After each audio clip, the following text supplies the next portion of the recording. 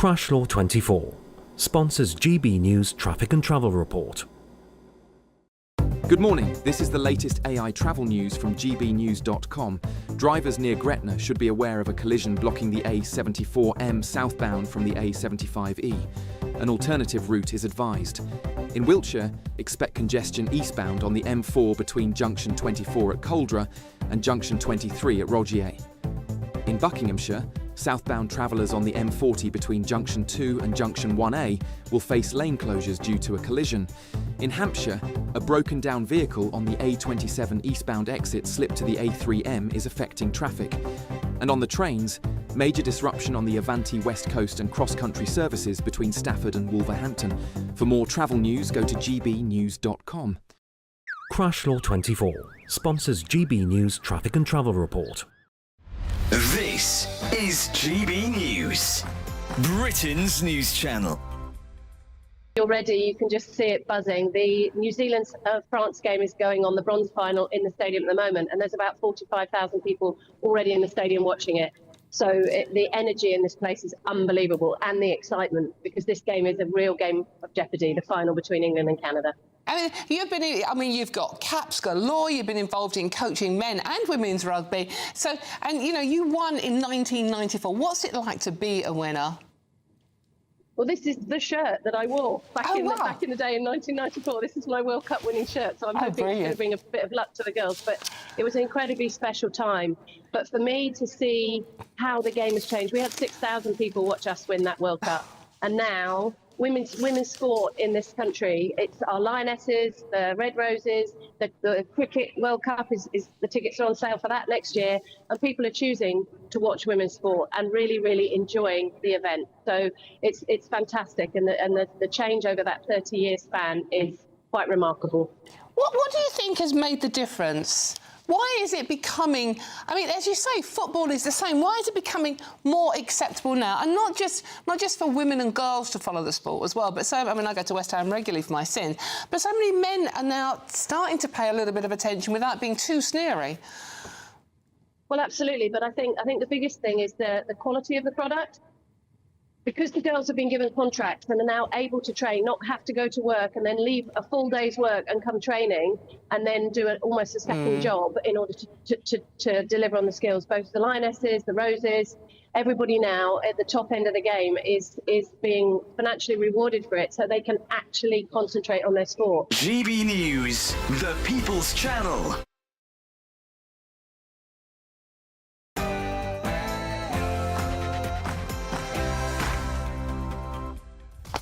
Good morning, 9:30 on Thursday, the 2nd of October, live across the UK. Britain's Newsroom with Andrew Pearce and Miriam Cates. Well, you can't bring your family and you'll have to wait longer to settle here permanently. That's the government's message to migrants as Sir Keir Starmer pledges to end a golden ticket for asylum seekers. The Prime Minister is meeting with EU leaders this morning. Yes, we're certainly discussing illegal migration and looking at what further options we can take together. Obviously, I've always argued that working with other countries is always a stronger response. Yes, the government admitting that people have been asylum shopping, coming to Britain because they think they can get a better deal here. They say that that is going to stop no more of us being a golden ticket. Will it work? And the Tory leader Kemi Badenoch vows to rip up climate change laws if she becomes Prime Minister. Shadow Energy Secretary Claire Coutinho says it's necessary given the cost of living crisis. When it comes to one of the biggest problems that households face, and businesses as well, it's the high energy costs that we've got in this country. So we think we need to have an approach which is unashamedly about putting cheap energy first. Awesome. I'll pay money to go to clubs and see women dressed like this. Well, the Met Police said they've tackled toxic behaviour, but new undercover filming exposed officers making racist and sexist comments. Well, the Met Commissioner Mark Rowley says it shows utterly contemptible behaviour. And the people of London are going to be really upset by this. Some it will cause to question the trust they hold the police in. And we depend on that trust so much because without it we can't succeed in keeping them safe. And pressure's mounting on Baroness Michelle Mone to step down from the House of Lords over her role in a COVID contract scandal which could cost her £122 million. And as Sir Keir Starmer faces cabinet backlash against his plans for digital ID cards, we'll be speaking to a landlord who's renamed his Merseyside pub the George Orwell in protest.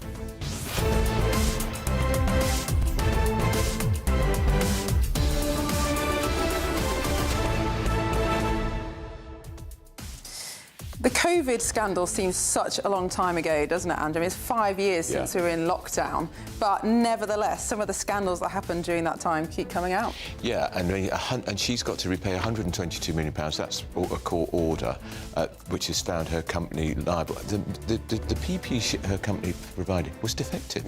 If NHS staff had worn it, that could have imperilled them. She won't be kicked out of the House of Lords for a very simple reason. There is no mechanism by which you can do it. The last 4 peers to be expelled from the Lords was back in 1918, and they were Irish peers, and they were expelled because they were deemed traitors to the country during the First World War. If they want to get rid of Michelle Mone, they have to pass an Act of Parliament to get rid of her. So after the banking crisis, I can't remember his name, but there was someone with a knighthood who had his knighthood taken away. Or did he voluntarily give it up? No, I think it was. I think it was taken away. His name will come to me. But peers, it's always been a different case. OK. Fred Goodwin. Fred Goodwin. Thank you and very of much. course, there are 2 peers in the House of Lords who were sent to jail back in 2010, 2011 for fiddling the House of Lords expenses. They went to prison for it. They're now back in the House of Lords claiming expenses. Lord Taylor of Warwick, if you're watching, we're talking about you. And Lord Hanningfield, if you're watching, we're talking about you. Shameless. Well, it's not called a life peerage for nothing, clearly. Well, we'd love to know what you think about that and all the other topics we're covering today. Send your views, post your comments by visiting. You visit gbnews.com/your say, but first here's the 60-second update with Tatiana Sanchez.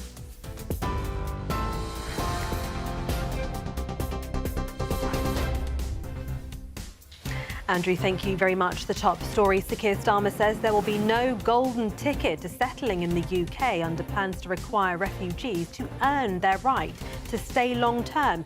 The government plans to end automatic family union rights for those granted asylum in the UK and change the requirements for long-term settlement.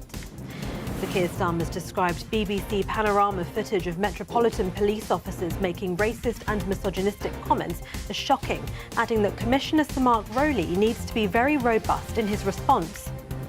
The Conservatives have pledged to scrap Britain's landmark climate change law that limits pollution and replace it with a plan for cheap and reliable energy. Party leader Kemi Badenoch says it would benefit cheap energy, economic growth and Britain's declining industrial sector. And several boats from a large aid flotilla trying to reach Gaza have been boarded by Israeli authorities, with campaigner Greta Thunberg among those removed. Those are the latest GB News headlines. For now, more from me at 10 o'clock. Tune into GB News Radio wherever you are. Online, on DAB digital radio, on TuneIn, on Radio Player and on your smart speaker. Just say, play GB News.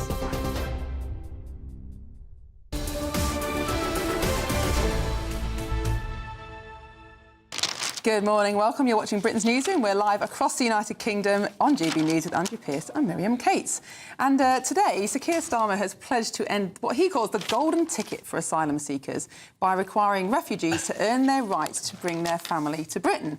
Is this, what was that fabulous Charlie and the Chocolate Factory? Didn't you win a golden ticket to get into the factory to get access to all the goodies? That's right, they were in a select few chocolate bars, weren't they? Right, and if you opened the right one, you got a ticket. I've been shouted at by Labour MPs and Labour Party people for years when I say they come to this country because we're a soft touch.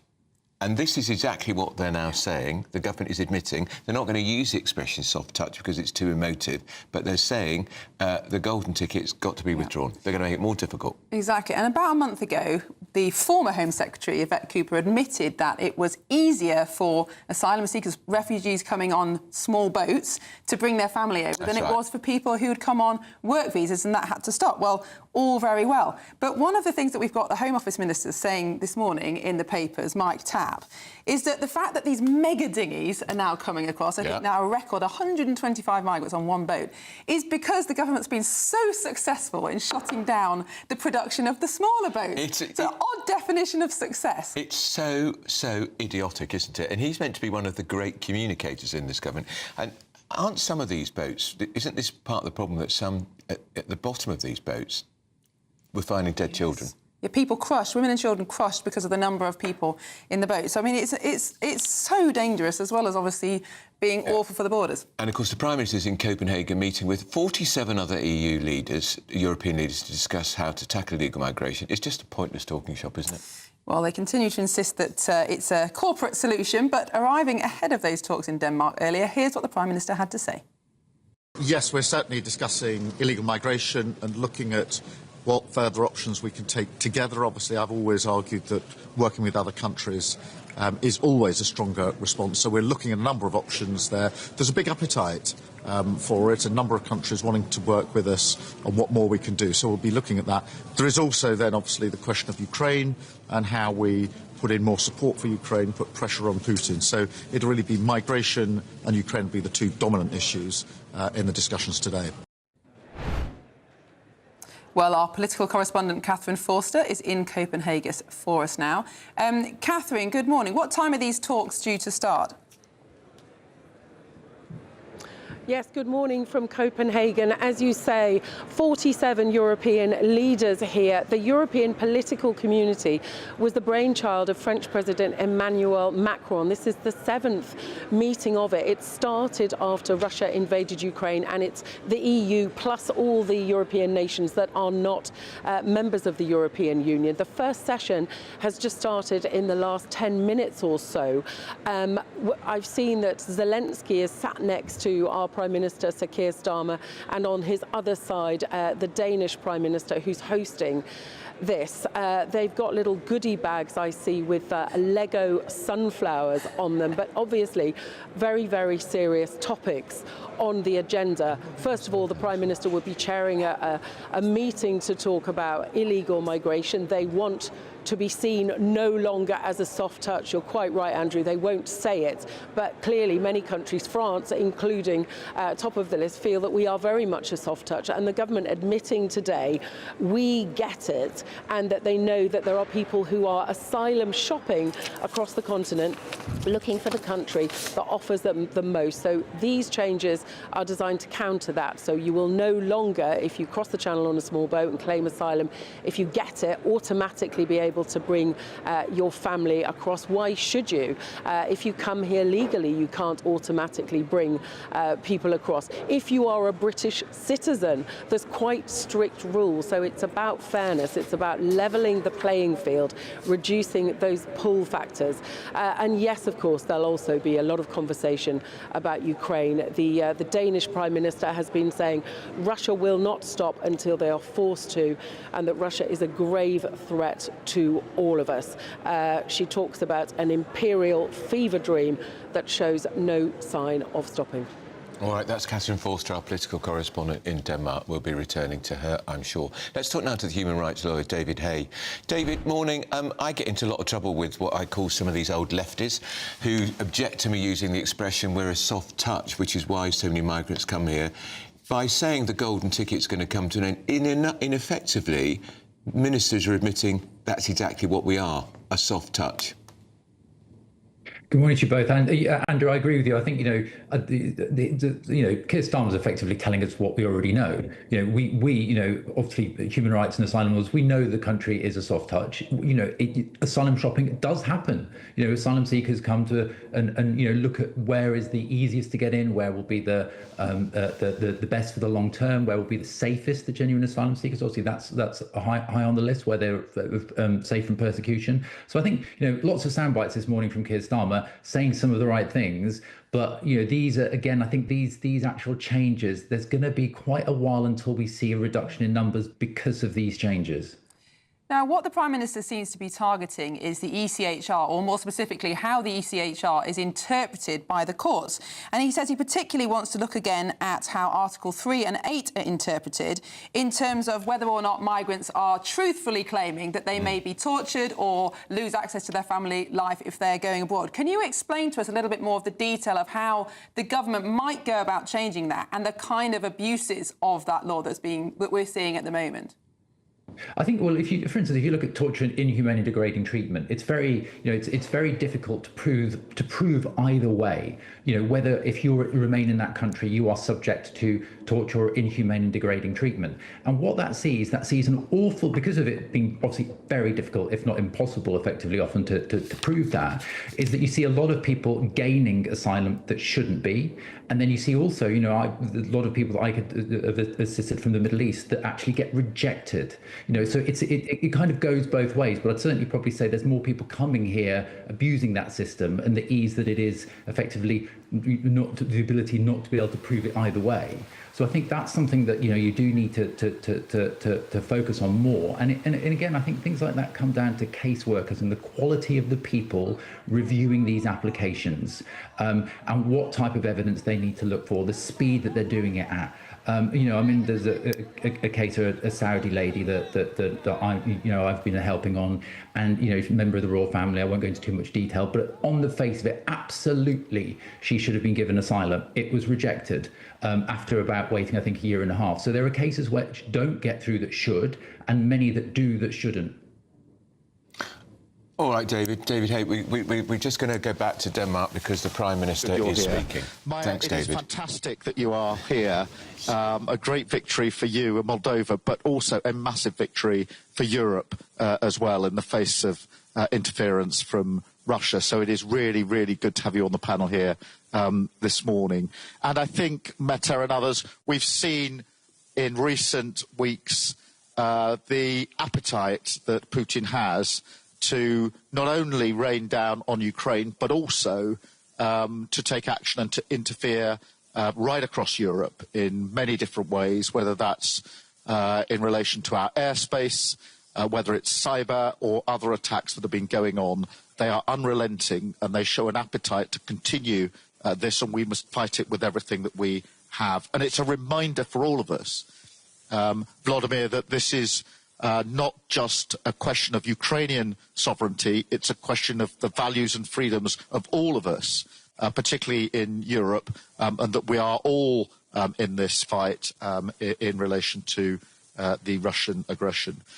We've done a lot of work on the Coalition of the Willing. I'm not going to go through that here, other than to say that we must always remind ourselves that the coalition... Well, that's Keir Starmer, the Prime Minister, chairing a panel to discuss immigration in Denmark, which is actually one country in Europe that's been very successful in controlling... Yeah, but why doesn't he do what they do here? We're going to be speaking later to the land of a pub in Merseyside that's renamed themselves the George Orwell in protest over Labour's digital ID card plan, which I don't think is going to happen. But next, really important story, Miriam. Well, yes, the Northern Ireland Veterans Petition is close to reaching 200,000 signatures. Tory grandee David Davis joins us next to tell us why it matters. First of all, here's the European holiday forecast.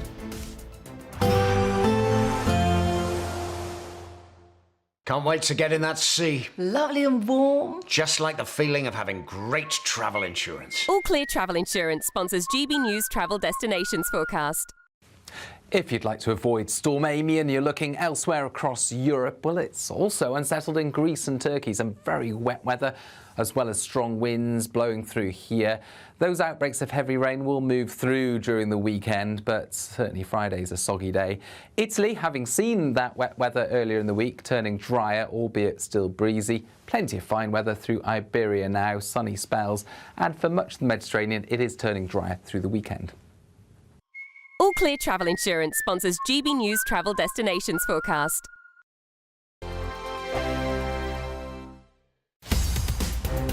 In the GB Newsroom, we bring you the news as it happens. With our team of dedicated journalists across the UK. We're ready to keep you up to date with what's happening every half an hour, every single day.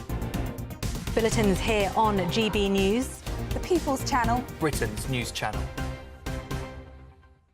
I'm Michelle Dewberry, and I'm not here to tell you what to think. I'd much rather hear what you have to say. So, send in your opinions to gbviews@gbnews.com. Keep them clean, and you never know, I might read them out. With my panel here on Jubes & Co, we debate, we get stuck into the issues of the day on a show where all views are welcome, especially yours. GB News, the People's Channel, Britain's news channel. This is GB News. Britain's news channel. We've been here for a few hours now, and every hour there's just more and more people here coming to celebrate Gibraltar's National Day. You can see all around it's a sea of red and white, people dressing as the flag. We've got huge flags up, including this massive Union flag, as you can see there, with the Gibraltar flag right in the middle of it. Everybody here today telling us all how proud they are to be Gibraltarian and how proud they are to be British. And one of those is Simi. Simi, you're Gibraltarian. You were alive at the time of that referendum. Oh yeah. You know, why is today so important? Because it's important because we don't want to be any other nation. We've been brought up British. English is our main language everywhere, and our second language is Spanish. So we're very proud of being British and everything that's British with it. You know, the monarchs and the political parties, everything. And tell us about this rosette as well. This rosette used to belong to my father, my late father, and he used to wear this on National. This was done on National Day, and I wear it so that my father is close to my heart. For him, it was a very big day. Perfect. Thank you so much, Simi, for talking to us. And just as you can hear from Simi there, just the sense of how important today is for all these people here celebrating being British. GB News, the People's Channel. Britain was once the envy of the world. But look around. A nation that no longer knows what it is or where it's going. A country that's broken.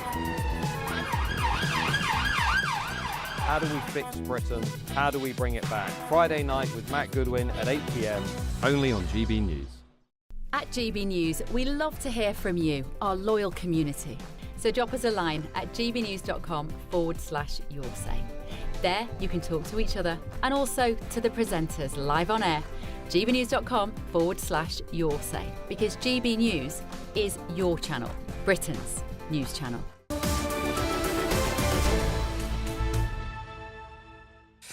Welcome back, 12 minutes to 10. You're watching Britain's Newsroom on GB News. Now, important story here. A petition calling for Northern Ireland veterans who took part in Operation Banner to be protected from prosecution has passed the magic 200,000 signatures. Well, the Conservative MP, Sir David Davis, has the story for us and is joining us now. David, good morning. Thank you so much for joining us on the programme. Can you just explain to us how we've got to this point? The last government tried to bring in a bill that would protect former soldiers from being prosecuted up to 50 years after on active service, but this government wants to rescind that. Is that correct?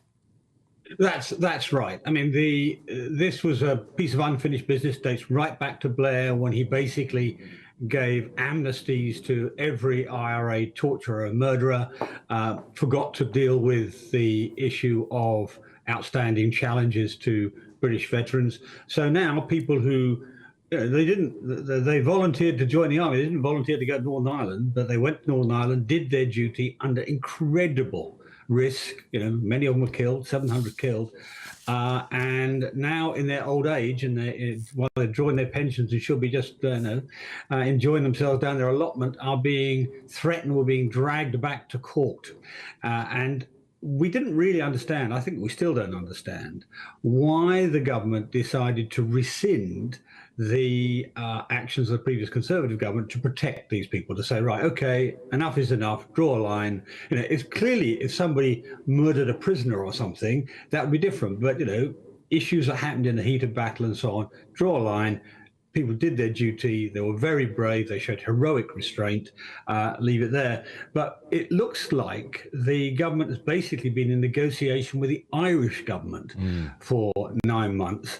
And what they've come up with is something which is no doubt satisfactory to the Irish, no doubt satisfactory to Sinn Féin, no doubt satisfactory to the ex-members of the IRA, but is still puts our veterans at risk of being dragged back to court. There's going to be I think at least 7 coroner's inquiries, including some high drama ones. The SAS battle at Loch Gall. Most of your viewers will not know about this, but this was when the IRA drove up a JCB with, a big digger with a 300-pound bomb in the scoop to blow up a police station, to try and kill all the policemen inside it.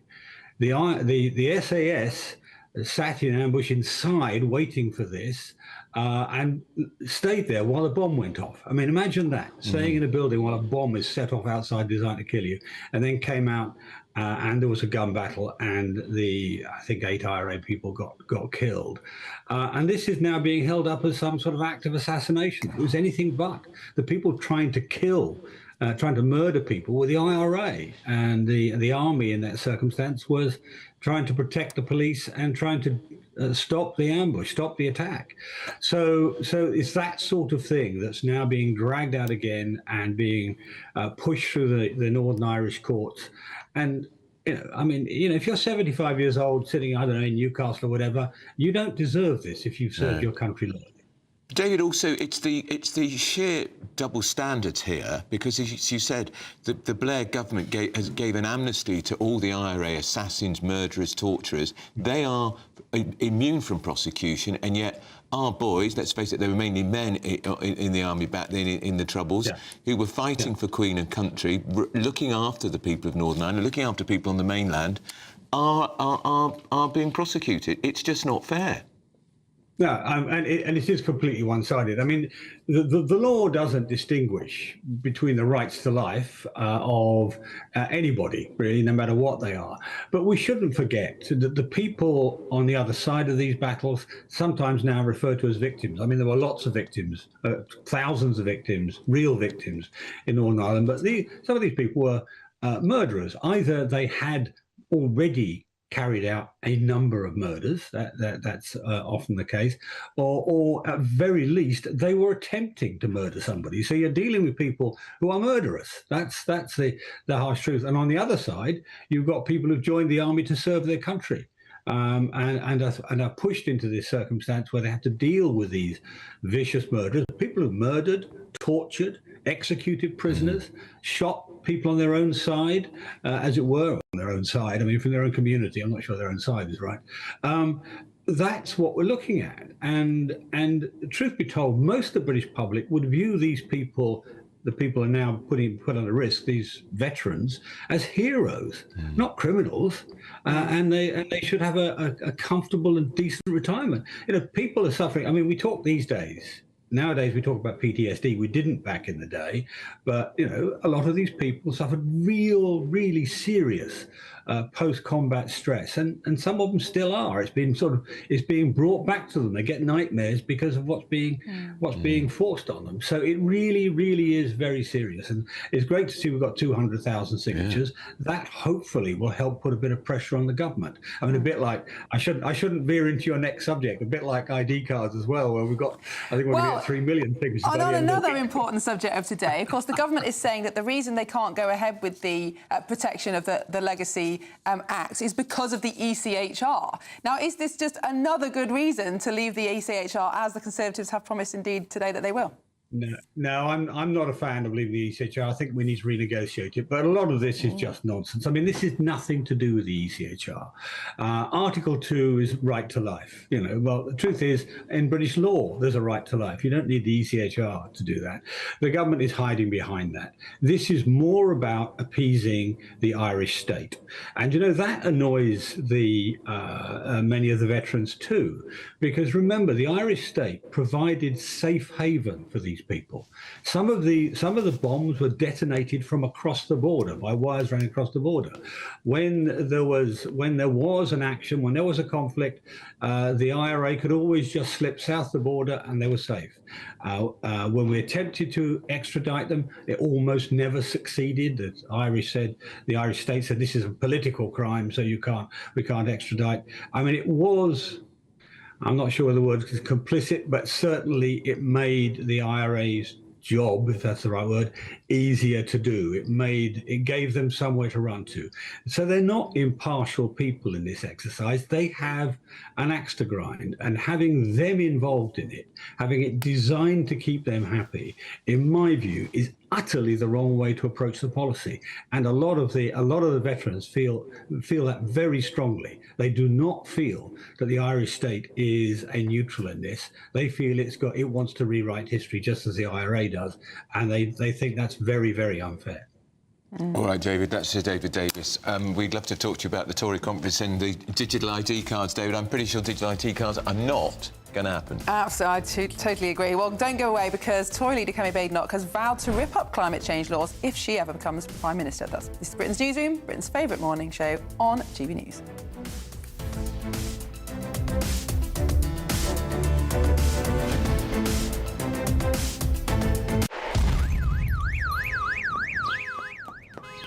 Crash Law 24 sponsors GB News Traffic and Travel Report. Good morning. This is the latest AI travel news from GBNews.com. Traffic disruptions are affecting several routes today. Due to a collision, there is no access to the A74M southbound from the A75 east at Gretna. Motorists are advised to approach with caution and seek alternatives. The M55 westbound exit slip at Junction 2 has all lanes closed. Normal traffic is expected by 4:15 this afternoon. In Taff's Well, the northbound A470 is closed with diversions in place. And on the trains, Avanti West Coast and Cross Country are experiencing major disruptions between Stafford and Wolverhampton. For more travel news, go to gbnews.com. Crash Law 24 sponsors GB News Traffic and Travel Report. It's our biggest Great British giveaway to date. You could be driving away with this brand new Benamar Primera motorhome. This 4-berth home from home comes complete with integrated kitchen and bathroom areas and has all of the tech you'd expect from the latest 2025 model. We'll also give you an incredible £30,000 in tax-free cash to make sure that any adventures you take in your new motorhome are taken in style. For a chance to win, text WIN to 63225. One entry costs £2.50 plus one standard network rate message, or text BONUS to 63225. 5 entries cost £5 plus one standard network rate message. Go to gbnews.com/win. Entries start at £2.50. Call 0903 686 3232. Calls cost £2.50 plus your network access charge. Or post your name and number to GB16 PO Box 8690 Derby DE1 9TT. UK only. Entrance must be 18 or over. Lines close at 4 p.m. on the 31st of October. Please check the closing time if listening or watching on demand. Hi, I'm Michelle Dewberry, and my show is your opportunity to cut through all the noise and dive in headfirst to some robust debates. Ideas clash. Situation, no, isn't it? No, Because the failure is you're deliberately avoiding my point. Nothing's held back, And if you think this is the end of it, wait for more. and we do not shy away from the difficult stuff. Sometimes I want to shake people and say, if only you understood. So join me on Jubes & Co. weeknights at 6 p.m. only on GB News, Britain's news channel. Mornings don't have to be tiresome, especially if you have the right company. Wake up to news as it happens, opinion and debate, and of course, a little bit of entertainment too.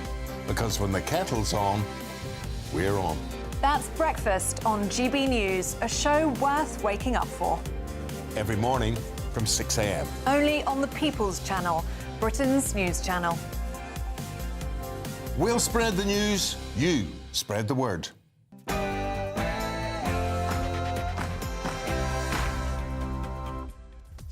Good morning, it's 10 o'clock on Thursday the 2nd of October. We're live across the United Kingdom. This is Britain's Newsroom with Andrew Pearce and Miriam Cates. Well, under the latest crackdown proposed by the government, you won't be able to bring your family and you'll have to wait longer to settle here permanently. That's the government's message about migration as Sir Keir Starmer pledges to end a golden ticket, his words, not ours, for asylum seekers. The Prime Minister is meeting with 47 European leaders this morning. Yes, we're certainly discussing illegal migration and looking at what further options we can take together. Obviously, I've always argued that working with other countries is always a stronger response. So And the Conservative leader, Kemi Badenoch, has vowed to rip up climate change laws if she ever becomes Prime Minister. That's right, it's the first big announcement of the Tory party conference that starts this weekend. The Climate Change Act is going if the Tories win the next election. Awesome. I've paid money to go to clubs and see women dressed like this. Well, the Metropolitan Police told us, didn't they? They tackled toxic behaviour, but new undercover filming exposed officers making racist and sexist comments. The Met Commissioner Mark Rowley says it's utterly contemptible behaviour. understand the people of London are going to be really upset by this. Some it will cause to question the trust they hold the police in. And we depend on that trust so much because without it we can't succeed in keeping them safe. And pressure is mounting on the Conservative peer Michelle Mone to step down from the House of Lords over her role in a COVID contract scandal. And Mr Keir Starmer faces a cabinet backlash against his plans for a digital ID card scheme. We're going to be speaking to a pub landlord who's renamed his Merseyside boozer the George Orwell in protest.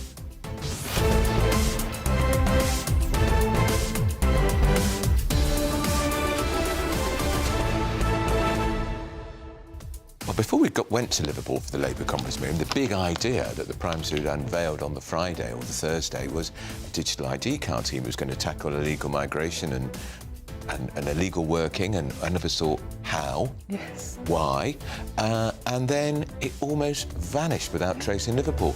You couldn't find it in any minister's speeches, and the Prime Minister spoke for, was it 52 or 53 minutes? Chris Hope's with us. I think you can correct me. I don't think he even mentioned it. No. And it was quite an extraordinary episode because it came out of nowhere. Yeah, it wasn't in the manifesto. Nobody was expecting it. The Tony Blair Institute published a paper on it a few days before, suspiciously. Yeah. And then it's gone again as soon as it... And the polling showed yesterday that people's reluctant approval of the idea before the summer has now turned into absolute disapproval. So I think they know it's not going to happen. And that's the Keir Starmer effect. Yes, because perhaps. Before they were perhaps almost neutral about it, but the second he said it's his big idea. Yeah. Well, it also could be because things that sound like good ideas in theory, when you start discussing them and people realise what they involve, they suddenly decide it's not such a great idea. But who knows, maybe it is the reverse Midas touch, as some papers have been calling it. Absolutely. Now, as ever, we'd like to know what you think. Send your views and post your comments by visiting gbnews.com/your say. But first, here's the news with Tatiana Sanchez.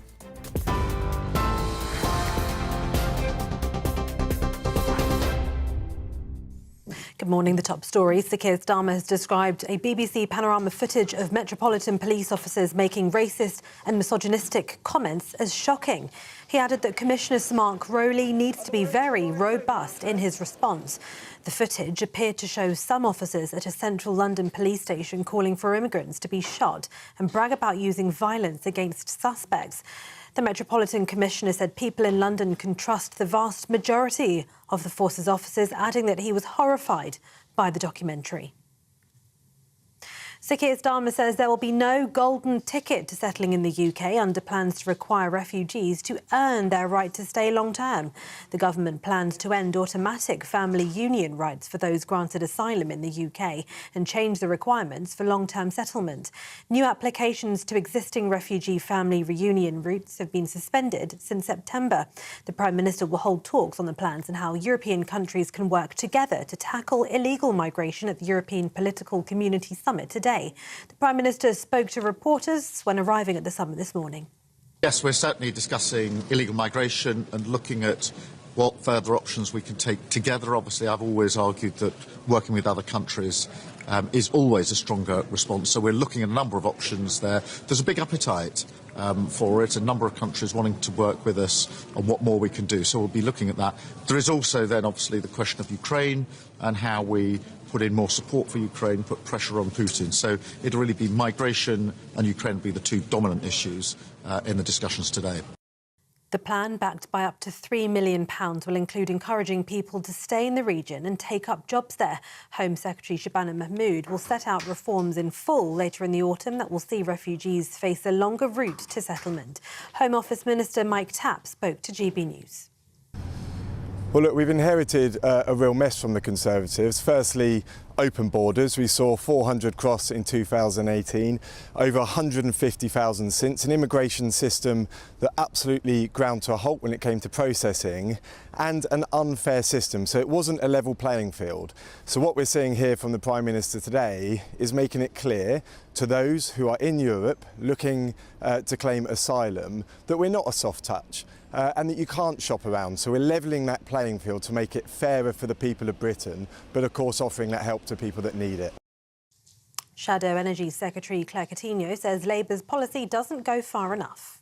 put forward policies. We had a deportation bill back at the beginning of the year, and our policies are to put much more conditions around people being able to stay here. But the challenge that you've got, I think, with Keir particularly, is that he doesn't want to take on any of the legal architecture, which means that we struggle to deport people, whether they're criminals, whether they're not contributing, whatever it might be. So actually, I think he needs to go much further than this. We know the public are extremely worried about immigration. They're extremely, I think, fed up of seeing these cases where we can't deport people who've committed the most awful crimes here in Britain, and we need to have a much tighter system, and I don't think the Labour policies overall do that at all. The Conservatives have pledged to scrap Britain's landmark climate change law that limits pollution and replace it with a plan for cheap and reliable energy. The Climate Change Act 2008, which put targets for cutting emissions into law, was introduced by the last Labour government and strengthened under Tory PM Theresa May. Tory leader Kemi Badenoch said her party wants to leave a cleaner environment for our children, but argued Labour's laws tied us in red tape, loaded us with costs and did nothing to cut global emissions. Environmental groups say the move would be an act of national self-harm, while Labour said it would be an economic disaster and a total betrayal of future generations. Shadow Energy Secretary Claire Coutinho said a much greater focus should be on bringing down the cost of electricity. And several boats from a large aid flotilla trying to reach Gaza have been boarded by Israeli authorities, with campaigner Greta Thunberg among those removed. The global Sumud flotilla is made up of more than 40 civilian boats with an estimated 500 people on board and is trying to break Israel's sea blockade. But the attempt has been thwarted by about 20 Israeli ships. Israel's foreign ministry said several vessels had been safely stopped, with passengers being taken to an Israeli port. Greta and her friends are safe and healthy, a spokesperson added. People took to the streets in solidarity with the flotilla in Italy, Spain, Colombia and Argentina, to name a few. 23 boats are still attempting to break Israel's blockade, according to the flotilla tracker website. The flotilla ignored requests to turn back, and organisers said the interception was illegal as it happened in international waters around 80 miles off the coast. Those are the latest GB News headlines for now. More from me in half an hour.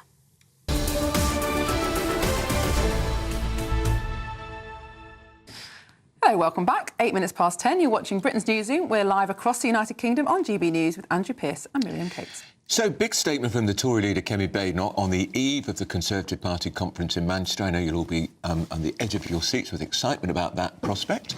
She's vowed to scrap the Climate Change Act that was brought in first by Ed Miliband when he was in Gordon Brown's government, and she says she wants to replace it with cheap and reliable energy. Well, the Shadow Energy Secretary, Claire Coutinho, has said it's a necessary measure given the cost of living crisis. When it comes to one of the biggest problems that households face, and businesses as well, it's the high energy costs that we've got in this country. So we think we need to have an approach which is unashamedly about putting cheap energy first. But environmental groups have said that such a move would be an act of self-harm and a total betrayal of future generations. Well, GB News political editor Christopher Hope joins us now. Big moment, big story. They promised us a blitz of policy ideas, having been in a policy desert for the last year, the Conservative Party. But we got this net zero, drive to net zero because of the wretched Tories in the first place. I'm just going through Kemi Badenoch's announcement. Well done, Kemi Badenoch. She makes the front page of the Telegraph here. In her statement, she says that previous Conservative governments tried to make Labour's climate change laws work. They don't. And in the same article, it correctly says that Labour's original plan under Ed Miliband in 2009 was to cut greenhouse gases by 80% by 2050. What did Theresa May do without a vote in House of Commons, by the way, simply passing it through without a vote? Worth noting that. So MPs never voted on these targets ever, which I think is appalling. They say the law was rewritten in 2019, changing the target to net zero by 2050. The Tories made it more difficult and more challenging, not less. And so I think, I don't want to use that term because it's misused in politics, but that is gaslighting. Yeah. Well, that is saying it's one thing when it's the other. Exactly. I mean, I can remember one example when I was an MP in December 2023. It wasn't long after Rishi Sunak made a speech saying we need to be more pragmatic about net zero, which is all very well. But then the government brought in this bill to raise the target of electric vehicles sold to 80%, I think, by 2030. Something that's already harmed the car industry. And just 28 Conservative MPs voted against it. Yeah. 28. Everybody else, yep, great idea. Yeah. Which is a very Were you recent... were you one of them? I was one of those 28, yeah. Quite right, too. Yeah, good. Well, because remember, it was David Cameron who first said, vote blue, go green. David Cameron, remember when he was in the Lib Dem... Yes, with the Huskies and the rest in the Arctic Circle. Yeah. I think, you know, I think, frankly, Rishi Sunak had a good approach to this. He scrapped I think the targets, the EV target you mentioned there was scrapped, watered down. Let's be pragmatic. Let's get there for all of our children and their children, but let's do it in a way which works with industry. But it's a big... I mean, what's interesting, by the way, is that the timing of the announcement, this is a very big one. This is far bigger than anything Labour's done so far. We're seeing more probably on the European Convention on Human Rights. The Shadow Cabinet meets tomorrow virtually, probably to sign off plans to leave the European Convention. And are we going to leave it completely under a Tory government? We don't know yet. We haven't seen Lord Wolf's report. I'm not sure the Shadow Cabinet have. That'll be Saturday's front pages. Attorney General. Lord Wolfson. Lord Wolfson, yes, and then goes further than that. So, but now James Cleverly, who was her challenger, main challenger in the Tory leadership contest, was implacably opposed to coming out of the UCHR, and I think he was interviewed somebody the other day saying the case hasn't been made. Is that going to be difficult for him because he's now in the Shadow Cabinet? Yes, it will be, but he's got to tie it in. I mean, I think this is a make or break event, isn't it, for Kemi Badenoch? I mean, I'm looking forward to the issue of the small boats crisis. Of course, we asked at the party conference the PM about that. He used that term Farage boats with us, which led the news, which is fantastic because they're trying to rebrand the problem as a Farage problem. But I think what you have got these two parties to how they're going to tackle small boats. Labour are thinking digital ID. The Tories are thinking leave the ECHR, but the digital ID piece of that is getting a bit wobbly. We're disclosing today that the government is confirming to us they won't call them Brit cards, because that had been the idea when they first came out. And here's what Anna Sarwar, who's the Scottish Labour leader, he told us this on Chopper's political podcast. How's this Brit card going down? The Brit card? Well, one is not called Brit card. It is called a Brit card. It's not called Brit card. It's been confirmed already. It's not called. What's it called then? Brit Scott card. We'll find out what it's called. So it's not called a Brit card. So it's not called a Brit card. Who told you that? I thought I was there on Friday. It was called a Brit card on Friday. No, I can. If this is an exclusive and GBNews, down the camera. I can confirm it's not called a Brit card. But look, it depends again what this is. If we are talking about, because I understand the civil liberties argument. Yes. And if this is something that would be used around stop and search and things like that, I think that would be a step too far. If what this is you're getting your driving licence on a digital platform. Benefits. And you're getting your national insurance card on a digital platform. And that digital platform can be used to verify your identification when you go for a job and for an employer to verify your identification, which they have to do anyway in paper form. They could do it in digital form. I think that's a very good thing. But of course, I understand the civil liberties argument. OK, well, so it's not the Brit card, you got that? He was pretty clear about that, wasn't he? He was not having you say... But, so you're insisting it's Brit card because on Friday, when we had the Prime Minister's speech last week... Yes, it was the Brit card. It was dubbed the Brit card because when Labour Together pulled out the policy in July, it was called the Brit card. And then Labour Together is the think tank which is very close to Keir Starmer? And that is the parent document on this policy, so we all call it the Brit card. We're never told not to call it the Brit card. Why is the Scottish Labour leader so anti it? Does he think it won't go down well in Scotland? Yes, and Pete, the election. He's got an election next May, which will make or break Labour. He's got to win support. So he thinks it's going to have Scottish. Well, that's why he took on a barrel for our viewers. It's fantastic. But here and there saying on driving licences, you know, it's for that. Is it for proof to work? Then he said, but you need to prove it anyway. So what is this for? Is it for benefit claimants? I mean, that is what's so confusing. If you've got to show your national insurance card number to get a job. Dodgy employers who don't bother to check. They're not going to check for the digital ID card, are they? No, but there is two big ideas to tackle small boats. There's the ID cards and there's going to be ECHR with yours. So the battle lines are being drawn on small boats. But hey, I'm glad I'm here. We're glad you're here. I was on a train last night and it got hit by bricks, chucked off a bridge going past Runcorn on the way to after Runcorn. When you left Manchester, Liverpool. Yeah, on the way back. Yeah, so it just shows. I have to say, on the Twitter on the screen there's my account of it on social media. But I have to say that the driver was fantastic. He sort of slowed down and then crawled into crew and got off. But he was very shaken. These drivers, I mean, they get a hard time train drivers for strike action, but these guys are heroes too. Was this kids throwing bricks? Yeah, he said they did youths, and now the British Transport Police are investigating. Well, Christopher Hope, Glad you escaped alive. Thanks for joining us this morning. And you can watch and listen to Chopper's political podcast in full from 6 o'clock tomorrow morning on GB News or wherever you get your podcasts. Now, former Labour advisor Mike Buckley says Kemi Badenoch is making a big mistake by saying she's going to get rid of net zero, and he joins us now. Mike, why a big mistake? I think it'd be very popular. It wouldn't be popular at all. Well over 2/3 of the public support the move to net zero and are anxious that the government takes action on climate change. Everybody can see the wildfires happening across Europe. They've seen the floods happening, the storms happening elsewhere in the world, and people are rightly concerned for their own future and for the safety of this country moving forward. So I don't really understand who Kemi Badenoch's trying to appeal to. I was just looking at recent polling taken in March by YouGov. 24% of people don't support moves towards net zero, which means that 3/4 of the public do. So I've no idea who she's trying to achieve, what she's trying to achieve here. It's not going to make her popular. It's not going to win her any votes, and it's also absolutely the wrong thing to do for the country and indeed for Europe and for the planet as well. But Mike, when people are then asked, she's also going against public opinion. But when people are then asked, are they willing to fork out for net zero, the polling results are very, very different. And this is the point that Kemi Badenoch's trying to make, isn't it? That most people agree we should be trying to reduce our emissions and preserving the climate for the next generation. But what is much more difficult to understand is why we, the UK, who is vastly ahead of most of the world on reducing our emissions, should ruin our economy and raise our cost of living in an effort that's frankly inconsequential compared to what's happening in India and China.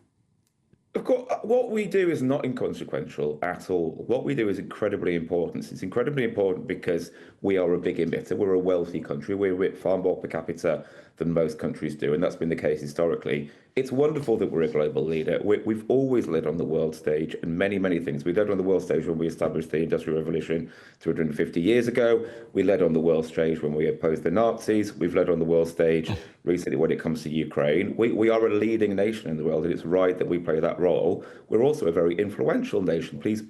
Other countries do look to the UK and think, what's the UK? Hang on, Mike, can I just interrupt? Do you think China and India are going to think, oh, Britain are going doing their net zero, we'll do it too? You really think they're going to do that, China and India? China's doing a huge amount on this. In fact, they're doing far more than the rest of the world. I mean, it's going to take them a long time to get there, but they're making huge strides towards this. I mean, this is also an economic argument. China's recognised their need to do this for their own environment and their own people, but they've also recognised this is the direction of travel for the future economy in the 21st century, 22nd economy. They're seeking to own this in terms of solar panels, in terms of electric vehicles, in terms of all the technology that's going to go into the future. If we don't take part in that, we're going to destroy our economy for this century, for the next century. If we like trying to win this race, then we're stupid. Which, if we go back and try and live in the 20th century, with carbon producing vehicles and energy infrastructure, we're just going to lose the battle for the future, and that will consign our economy to irrelevance, but also it will consign, the future of this country to economic irrelevance as well. Mike Buckley, thank you very much for your time this morning. Former Labour advisor Mike Buckley there. Very robust, wasn't he? I mean, Andrew, all the net zero policies have achieved so far is giving us the highest industrial energy prices in the world. Hardly something anyone else would want to copy. A great story in the papers today. Energy bill paid. We spent £1 billion this year to switch off wind turbines. To switch them off in high winds. You couldn't make it up, could you? Switch them off in high winds. I'm not sure we want to be a global £1 billion in that. Well, we need to move on now in a different story. The Metropolitan Police has been plunged into crisis after a BBC Panorama documentary showed officers making a series of derogatory remarks about women and migrants. I paid money to go to clubs and see women dressed like this. We filmed officers who don't appear to believe women when they report being victims of crime. Yeah, she was pregnant, tried to kill her husband. It's been done. That's what she says. Officers displaying racist and discriminatory attitudes. Islam is a serious problem, I think. Any foreign person has the worst deal with. God, we so lose our job right now. Repulsive, isn't it? Metropolitan Police Commissioner Samart Rodi has apologised again for what he says is the reprehensible and completely unacceptable behaviour. I understand the people of London are going to be really upset by this. Some it will cause to question the trust they hold the police in. And we depend on that trust so much because without it we can't succeed in keeping them safe. Well, joining us now to discuss this further, we've got former Police and Crime Commissioner Festus Kimbersoye. Festus, good morning. Thank you so much for joining us. Good morning. What was your reaction when you first saw and heard this story? I'm angry about this. I'm quite angry about this. One, because it gives ample wet tools to those people who want to say that the police are institutionally racist, misogynists, and homophobic, and any other kind of label that wants to be thrown at the police. Talk about giving the police giving those people the exact weapon they need to attack the police.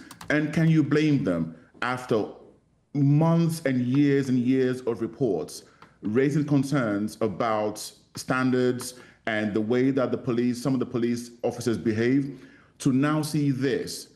I'm just very, very angry about it, very angry. Festus, I also feel we've been here before. Charing Cross Station in particular in London, there's been appalling behaviour there, all supposed to be cleared up and sorted out. Is the Metropolitan Police Commissioner capable of getting a grip of this? Well, I think we have to believe that he can, because he's the one in that role now. He's the one that has been appointed by the mayor and the Home Secretary to be in that role, and he has no choice but to get to the bottom of this. And I've heard some people talk about the issue of training, and, well, tell me, how can you train someone not to be misogynist? How can you train someone at that age, after 20 years in policing, to not be racist or to not be vindictive and nasty in how they do their job? This is not just about one bad apple, and I'm sick and tired of people constantly pushing this narrative of one bad apple. Of course, the overwhelming majority of police officers are fantastic people. I used to be in uniform as a special before I became a police and crime commissioner. I know many police officers at all ranks who do an amazing job that the public will never, ever see. But here is the thing. Your average police officer has got powers that the vast majority of us in this country can only dream about. Even the Prime Minister doesn't have that kind of power. And so, quite rightly, people should be angry, as I am, about what they've just seen on their screens yesterday. It is disgusting. Now, Festus, of course, that behaviour absolutely is disgusting. But do you have any concerns about police being filmed undercover in that way when they don't know that they're on camera? Well, look, when you get that warrant card, you're always on display. I'm sorry, the reality is this: when you are a police officer, you're always on duty. And so you should not be saying anything in private that you would not want to say in public as a serving police officer. You know, so while I understand the morality and the ethics of that kind of underhanded approach to capturing information, but the reality is this: you are a police officer. You have got powers that most people will never, ever have. You can take somebody's life lawfully as a police officer. If you're having those kind of views and you're saying those privately, how does that seep in to your day-to-day decision-making as a police officer? That is the concern. So while I understand the question that you asked, I think it goes with the territory. We want it, and that is what integrity really means. So what you do in private, as well as what you do in public as a serving police officer with a warrant card.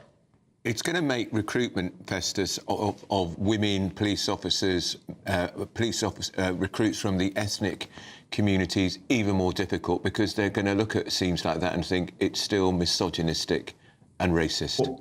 Well, my message to anyone, whether you're a woman, whether you're gay, or whether you're black or Asian or Muslim or whatever the case is this, if you want to join the police, please do it. It is a fantastic vocation. I have seen literally police officers saving the lives of people. You will experience things that you will never get in any other profession that would almost restore your faith in humanity, because you see your colleagues doing exactly that. But at the same time, you are going to see some really horrendous things. Please do it, and don't let this put you off. But what I will also say very lastly is that when you see your colleagues doing absolutely unacceptable things, you have got to have the credibility and the strength and the courage to speak up about it, because without you, it will be impossible to get rid of monsters like this from policing. All right, good advice. Festus Akinbusoye, thank you so much for joining us this morning. Now, we've got some breaking news. Police are at the scene of a reported stabbing at a synagogue in Crumpsall in Greater Manchester. We'll bring you more when we get it. Now, still ahead. We'll be speaking to an Afghanistan veteran who's taking legal action over allegedly faulty earplugs. And coming up next... We'll be talking about Energy Secretary Ed Miliband's performance at the Labour conference. It was quite a performance. There he is. Another reason why that man will never be Labour leader. This is Britain's Newsroom, Britain's favourite morning show on GB News.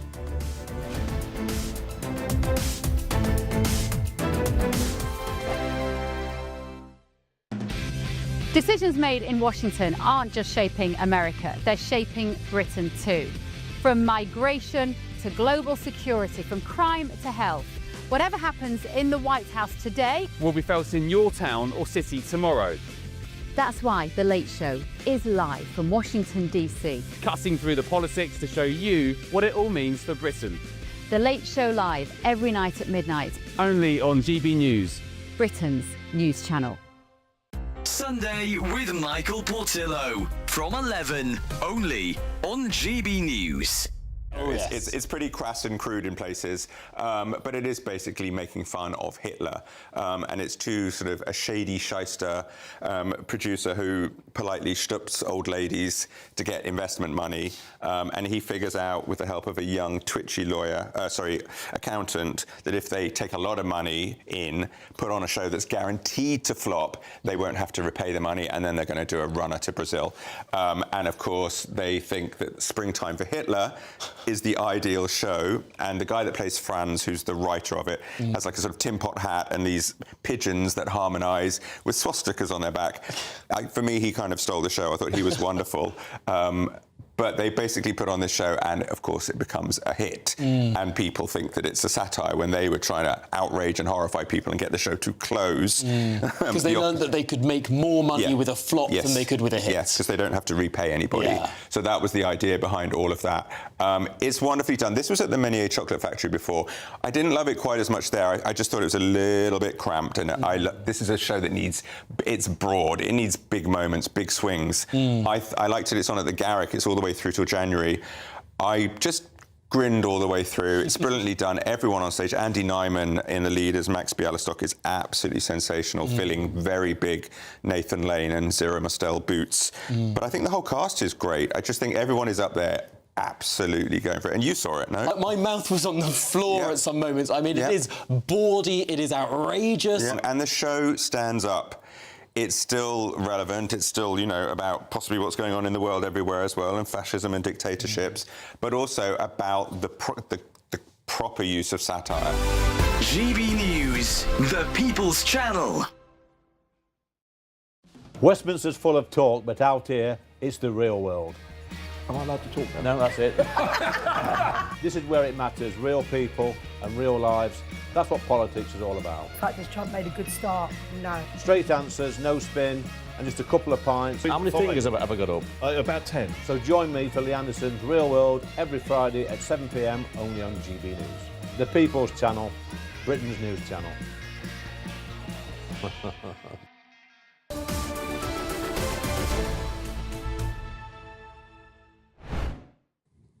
Welcome back to Britain's Newsroom, and we're just to remind you of that breaking news that we've heard in the last few moments. Police are at the scene of a reported stabbing at a synagogue in Crumpsall, Greater Manchester. Manchester Mayor Andy Burnham has said it's a serious incident. And we'll keep you updated as this develops, because there are casualties that we're aware of. Very serious, very significant, and of course we're all going to be in Manchester for the Tory Party conference in a couple of days' time. Johnson is saying that it's the holiest day of the Jewish calendar today. It's Yom Kippur, the Day of Atonement. Yeah. So a lot of people who normally wouldn't go to synagogue in the entire year will go today for that. And even a lot of very secular Jews will fast. They won't have any food or drink for 25 hours. So this is, if you're for an attack, this is a particularly awful day to launch. As any day would be, but today would be a particularly awful day. In the synagogue. Exactly. Of course, huge concerns over the last 2 years. We're 5 years out from the 2-year anniversary of those appalling Hamas attacks in Israel, and we've seen a big rise of anti-Semitism in Yeah, and we have marches in London every Saturday pro Gaza. Where every Saturday when I've seen them, I've heard terrible anti-Semitic. Well, the point is that I think we do absolutely have to separate those two issues. I am a very, very secular Jewish person, but I go and do security duty, and obviously you know very well what my views on the Israel-Gaza conflict are, but I go and do security duty twice a year at my synagogue because it's the right thing to do, and everyone deserves safety, no matter what they believe. Just some more breaking news here. The Mayor has said there's some assurance the immediate danger at the synagogue appears to be over. The incident was dealt with swiftly and effectively by the police. So as soon as we know more about that, GB News reporter Charlie Peters joins us now. Charlie, can you give us any more information? I don't think he's quite ready yet. But Sarah, this will be of enormous concern good morning, to British Jews. Yeah, I mean, I think that the escalation in anti-Semitism over the last 2 or 3 years has been really startling, hasn't it? And, you know, I've got quite a lot of Jewish friends, and they all say the same thing. They feel very nervous about their, status. They worry that people just conflate Israel with their religion, and it's just everything has become so polarized and so simplified, and it's not a simple situation. It's very nuanced, and it's just so. Okay, so we can go to our GB News national reporter Charlie Peters. Charlie, what more can you tell us? Well, good morning. We're now being told by the Mayor of Manchester, Andy Burnham, that the immediate danger is over. But we're also hearing from the ambulance service that they have now declared a major incident. Hearing from the North West Ambulance Service that after the reports of an incident on the Middleton Road, that the Trust has dispatched resources to the scene. They're also saying they're currently assessing the situation and working with other members of the emergency services. Their priority, they say, is to ensure people receive the medical help they need as quickly as possible. And the Manchester Mayor, Andy Burnham, speaking on the radio in the city, saying that this was now a serious incident. We're waiting for more information on what's been happening here, but the police have confirmed that multiple people have been stabbed, and the police are at the scene. Greater Manchester Police at the scene of a reported mass stabbing, multiple people being stabbed at a synagogue in Crumpsall in Manchester. As it stands, we're aware that several people have been stabbed, but that the immediate danger is over. Armed officers have also been observed on the scene at the Heaton Park Synagogue. Paramedics also there, with the North West Ambulance Service saying that they had deployed several resources to the scene. So a serious incident with several people stabbed. And of course, today is Yom Kippur, a Jewish holiday. Many Jews around the country will be fasting today after starting services in synagogues last night. They will be preparing to break the fast tonight. It is one of the holiest days in the Jewish calendar. We know, of course, that the October the 7th attacks 2 years ago in Israel occurred also on Yom Kippur. At this stage, though, there is no information about the motivation behind these multiple serious stabbings, but it does appear to be a targeted attack at a synagogue in Manchester. We don't know about anyone being in police custody in this time. All the information we've got so far is from the Mayor of Manchester, Andy Burnham, and the North West Ambulance Service. Multiple resources dispatched to the scene, armed officers from Greater Manchester Police as well. And Miriam and Andrew, when I get more information, I'll bring it to you as soon as I can. All right, we've got the panel with us still. Jonathan Liss. Just on that point, obviously everything Charlie says is true, but it's not. The 7th of October attacks did not coincide with Yom Kippur. Yom Kippur was a couple of weeks earlier in 2023. Yeah. That's the only point. But I think the fact it is Yom Kippur today. Yom Kippur is the holiest day of the Jewish calendar. It's uniquely awful that anything should happen. Obviously, I hope that everything. It would be like if it was in a Christian church. It would be like attacking someone on Easter Sunday, exactly. That's what it's about. Well, I mean, I think the main thing is that people, when things like this happen, everybody becomes hysterical immediately. We need to wait and see what's actually happened. Yeah. And that's these things should always be dialed down until we know what, because it's because of people overreacting all the time, especially on social media. I was just about to say social media. It only takes one lunatic to, go off the rails and do something like this, and Yeah. lots of people get hurt. But we have seen enormous increase in anti-Semitic attacks and incidents since October the 7th. And I'm sure, you know, the polarisation that comes through social media is a big part of that. Well, I mean, there was that doctor the other day who was not struck off because the medical council thought she was OK, and she's been saying things like on X, you know, terrible anti-Semitic stuff, which apparently is sort of OK. I mean, there's a sense that this stuff is not being policed properly, I think. I think people feel that, particularly Jews. But there are obviously enough people who believe that, you know, certain races and religions, particularly Jews, are the enemy and inhuman enough to be attacked in this way. The reports of anti-Semitic incidents in the UK a record high in the first 6 months of the year. Yeah, I mean, I had a lunch the other day with some friends, and one of them brought their daughter along, and she's sort of 22 or 23, and she spent the entire lunch trying to persuade me that October the 7th had been sort of made up, and it was all just a sort of kind of conspiracy theory, and that it didn't really happen. And people do genuinely. Well, she was literally. believe I've never heard that before. I've never heard anyone argue that October the 7th didn't happen. I've heard no, that it was sort of organised by Israel. That it wasn't really a genuine attack. Sorry, I didn't mean that. That it wasn't it wasn't. It was all staged, and it was all. And I was just like. I mean, look, there are. I mean, I don't think now is necessarily the time to go into October the 7th per se, but obviously there are questions to ask about Israeli intelligence, and these questions are being asked in Israel itself about, you know, why intelligence, because there were intelligence reports being passed from the Gaza border, etc., to the government, and why it took so long for the emergency service to arrive and everything. So there are questions, but that is completely separate. And I really insist, actually, that we keep Israel separate from Jews, and British Jews in particular, because we are not the same. We've just got to go back to, we've got a bit more news here. Just to remind you, in the last week, police sources have told GBNews they believe multiple people were stabbed at that synagogue in Crumpsall, Greater Manchester. The ambulance services said, a statement from the ambulance service said, following reports of that incident, the trust has dispatched resources to the scene. We are currently assessing the situation, working with other members of the emergency services. Our priority is to ensure people receive the medical help that they need as quickly as possible. I think Charlie Peters... oh, no, we'll stay with the panel. Sarah Vine, these things are just a nightmare. Yes, well, and the thing is, these things happen when people don't control what they say, you know, and when, you know, on X and on other social media, people are allowed to say mad things. It only takes one sort of deranged person to actually believe them and act on them, and that's the problem. We have no control over this stuff anymore, and you know, people are not.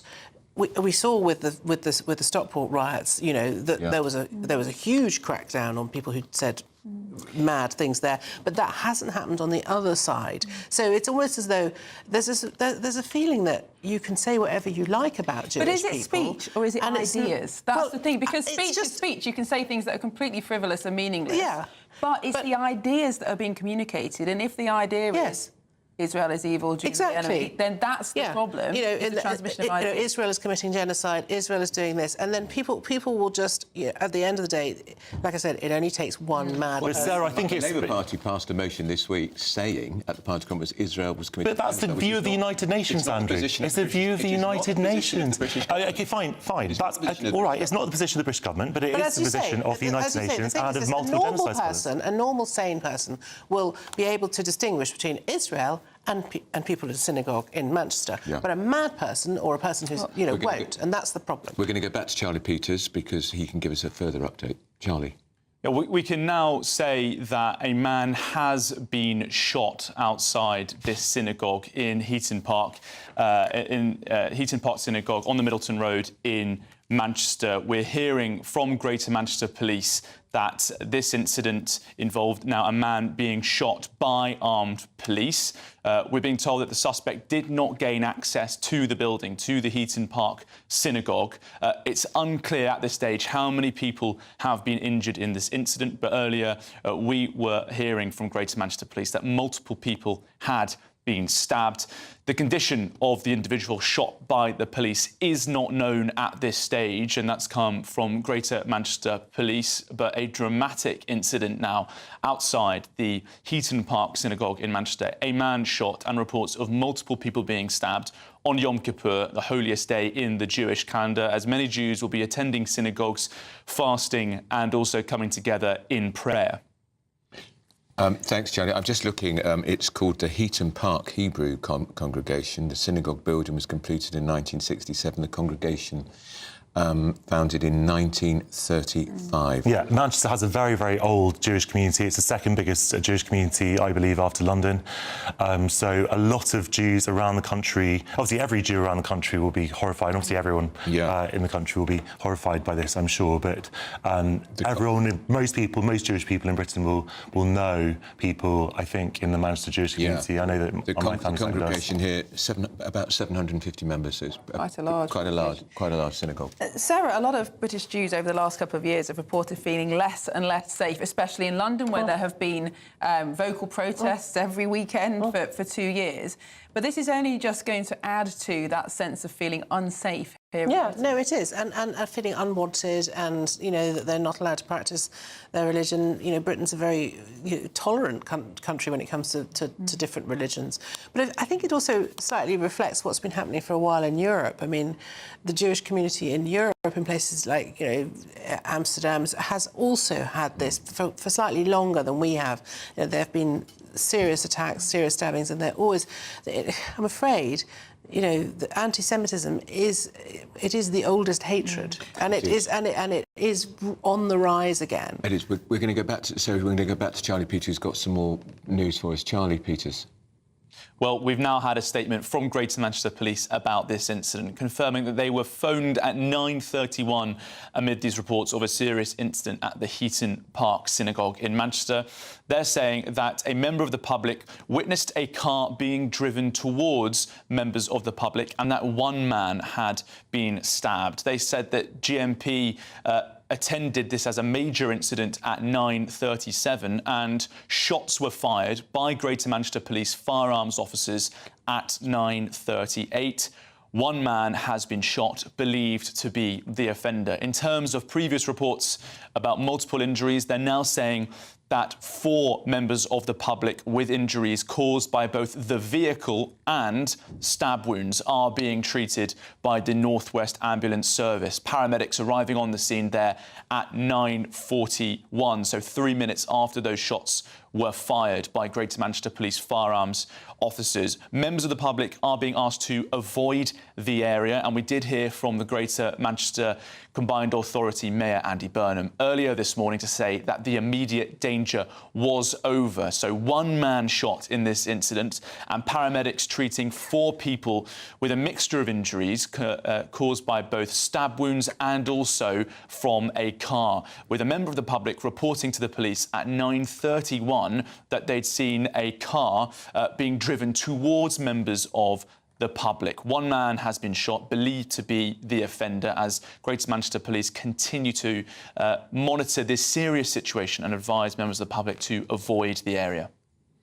Thanks, Charlie. We don't know the fate of the person who's been shot. But pretty quick, 9:31, 9:37, the police had That's interesting that the car was driven into a crowd, because that's a new type of terror attack that we're starting to see in Europe. Absolutely. Now coming here. Well, just to remind you of that breaking news in the last few moments, police were called to the Heaton Park Hebrew Congregation Synagogue on Middleton Road, Crumpsall, at 9:31 by a member of the public who stated he'd witnessed a car being driven towards members of the public and that one man had been stabbed. Yeah, I mean, when we say members of the public, I think he was driving at members of the congregation, presumably going into the synagogue. The Mayor of Greater Manchester, Andy Burnham, has repeated that the danger is over, but it has described it as a serious incident. Do you want to tell us what you're going to say? Well, I was just going to say that there are some very, very difficult facts and truths that we have to acknowledge in our lives, and that even with the best security in the world, with the best policing, You cannot stop, and not everyone's going to be involved in a cell, as you say, Sarah. There are going to be individuals. We have no idea who this is, so I don't want to get into speculation. But a lot of people have cars, and we can try to be as safe as we can. But sometimes these things cannot be avoided, and that's just a heartbreaking thing. Well, I know a lot of synagogues do now have security, don't they? But they all do. Every single synagogue has had security for years. There was security when I was a kid. There are questions. It's sad because you don't have to have security in Church of England churches. But just the fact that if you are a Jewish person and you have to have security at the place of worship, I mean that does tell you something about how much people hate. But there is one question to ask, which maybe for good reason isn't really talked about very much, but a lot of the people doing security duty at synagogues are going to be just members of the congregation, without weapons, wearing high-vis vests. Maybe I wear a stab vest when I do it, and a walkie-talkie and everything. You do it yourself? I said that before. I do it twice a year. I just wear a stab vest and a high-vis jacket and everything. But I'm not a police officer, and I can't take. I can't use force against someone. So that's. It's really just a deterrent, isn't it? It's a deterrent, exactly. But it really does strike at the heart of what it means to be a free society, because we've already been talking about free speech and how we should be free to hold whatever view we want about Israel, the state of Israel, the politics in Israel.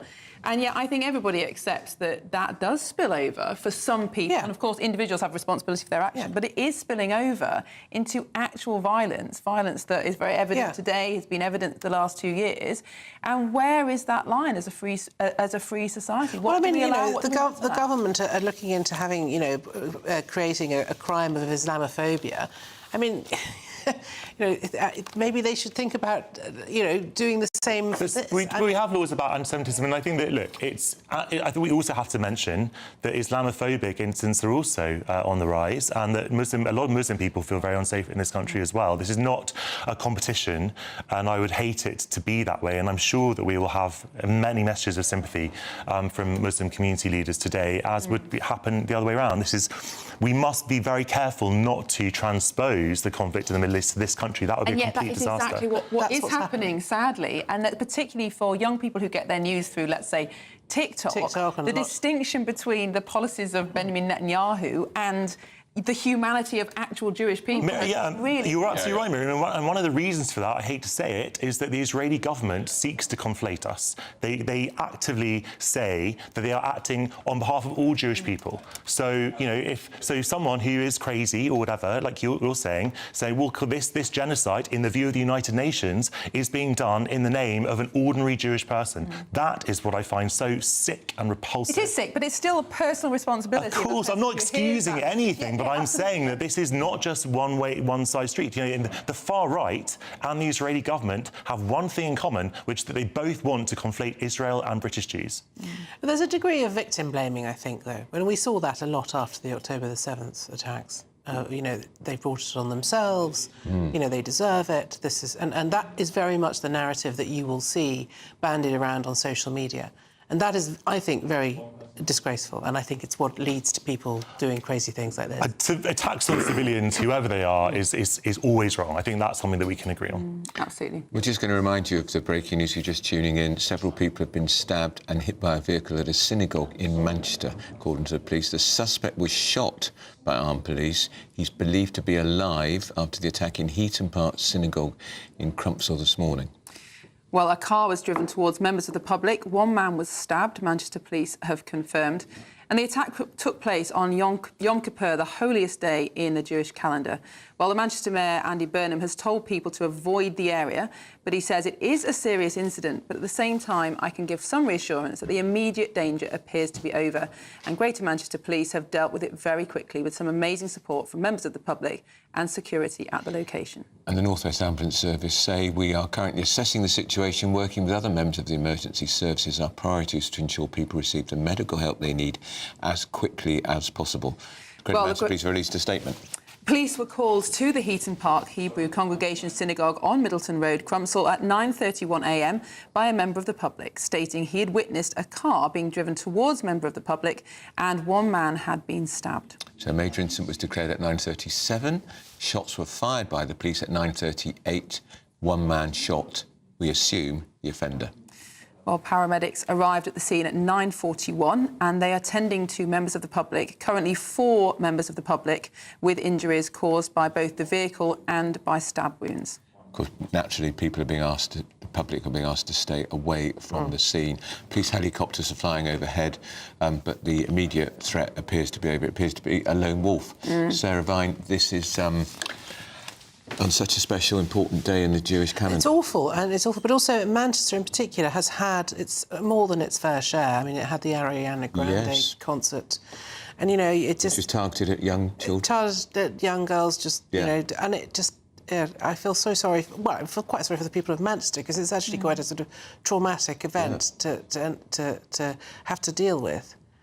And I suppose, you know, from a personal perspective, also, when something happens that you can imagine happening to your own family, I'll have many relatives going to synagogue as we speak. And so, of course, you think, you know, if that's how, you know, the danger that Jewish people face, but you know, I've got my 2 nephews have been through Jewish schools, and so, you know, I'm aware of the danger that Jewish people face every day. And also, you know, I'm one of those Jews that is not a Zionist and loathes policies of the Israeli government. And so I am, in a way, a living example of the fact that you can take a clear-eyed view on Israel's crimes and still insist on the safety of Jewish people, which is not the same as Israel.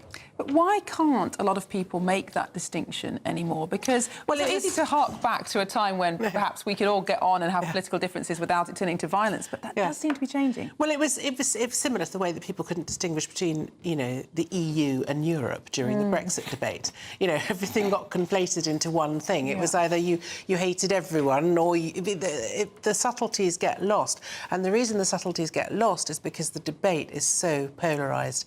And the reason the debate is so polarised is because there are no checks and balances online, and that's where so much of this anger and prejudice, I think, is really fostered. What's your answer to that, though? Because, you know, I believe in free speech very strongly, and I've argued for it here many times. I think there should be a very, very high bar for criminalising online speech. And I think that there has been massive state overreach in many cases, you know, whether it's Palestine Action on one side, or I don't think Lucy Connolly was... I don't think the public interest was served by sending her to jail, basically. And so...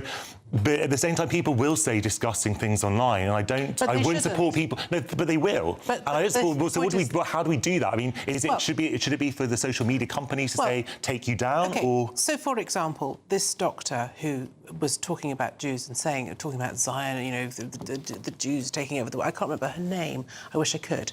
I reported her to X because some of her posts are really very anti-Semitic. I mean, I'm not Jewish, but you know.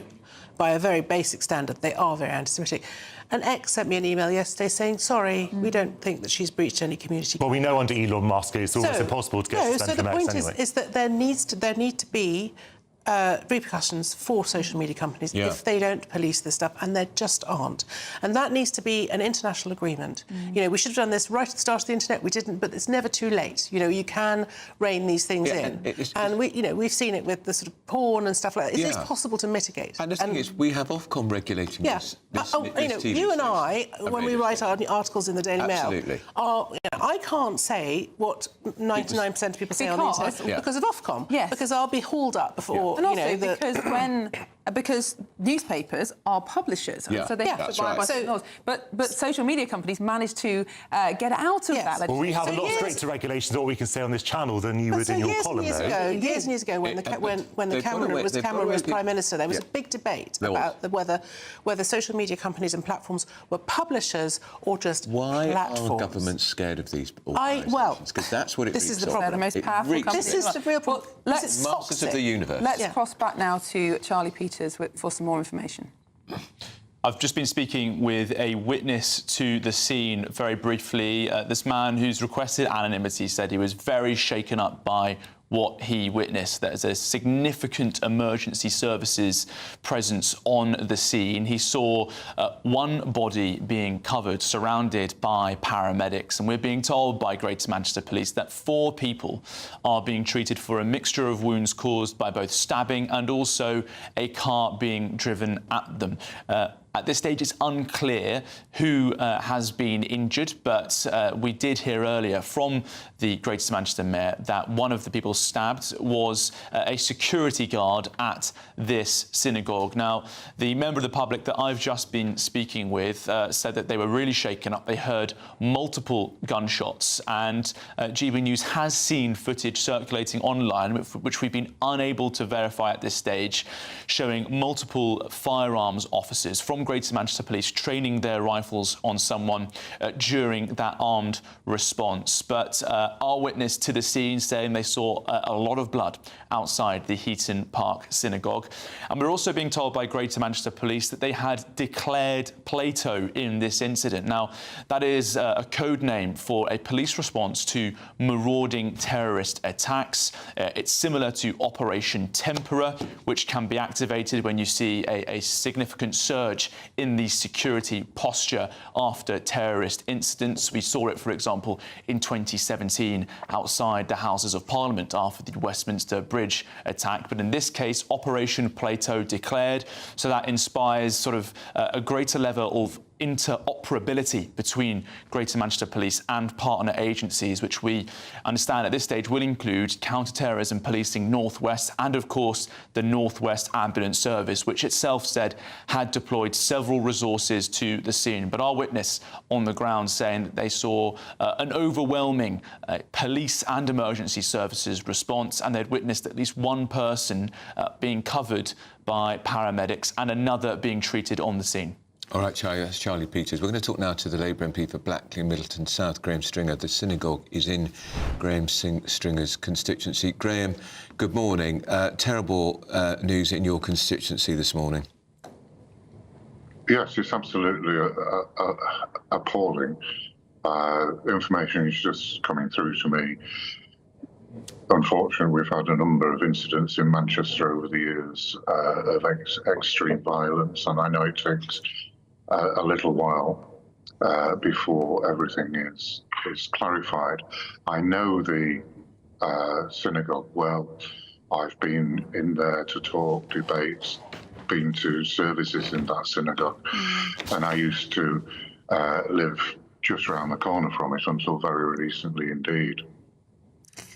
Now, Graham, have you noticed in the last couple of years your Jewish constituents feeling less safe? Certainly that appears to have been reported in London. Has that been the case in Manchester as well? Yes, the Community Security Trust, who are the Jewish security operatives, have been reporting really since the start of the Gaza war an increase in violence against Jewish people of about 400%. I mean, having said that, I mean, Manchester is a very tolerant city by and large. The synagogue is next to an area which is mixed, really. It's I would say it's majority Jewish, but a number of Muslims and non-Jewish and non-Muslim people live in the area. As I say, I've lived in Crumpsall most of my adult life, and it is a very tolerant, multicultural community. And tell us about the community there, Graham. You've visited that synagogue, you've been to services there. I gather the community has been congregated around since about 1935, although the synagogue itself was opened in the 60s. Yes, I wouldn't have been able to give you those dates, but it is a very welcoming community. When I've been there, I've done political hustings. I've been there when new rabbis have been, I don't know if the right word is inaugurated, but when they've taken over. So, and they reach out to different parts of the community. There is a thriving interfaith community between Jews and Muslims in the area. I've been to mosques with people from that synagogue. So it's shocking and dreadful, and it's surprising it's there. I mean, It's surprising anywhere, but it's such a tolerant synagogue and community. It is particularly surprising. Now, Graham, it is being treated as a terror attack, and from reports it does appear that the police arrived on the scene very, very quickly. A very well-coordinated response.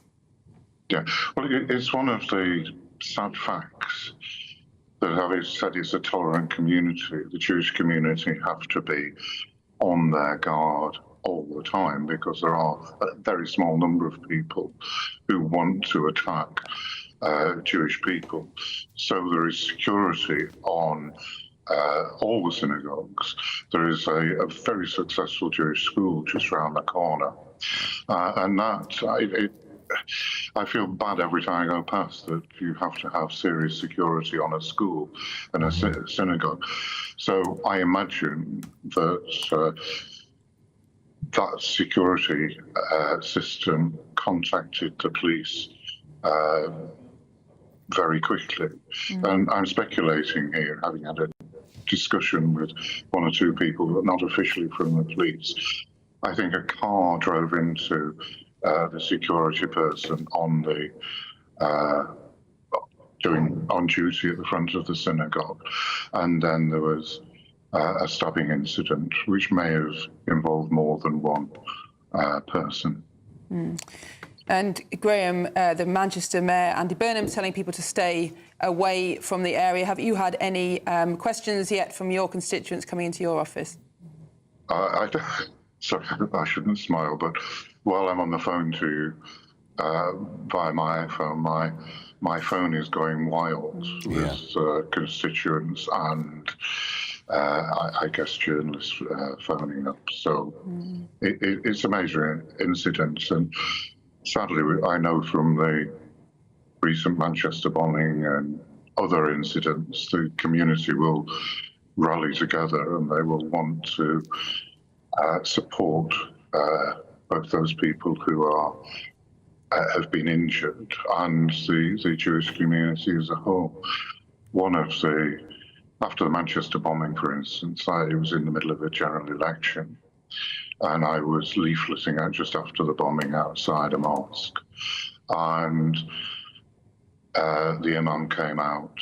There were Christians there and Jewish people, all wanting to make the community work. Manchester is a very, I'd say, tolerant city. It's just there are always, it appears, very extreme, violent people. All right, Graham. Well, look, Graham, thanks for sparing time with us this morning. And we're so sorry about what's happened in your constituency. Truly shocking. And we can see how distressing it is for you as the local MP for so many years there. Let's go back to our national reporter, Charlie Peters, for an update. Charlie.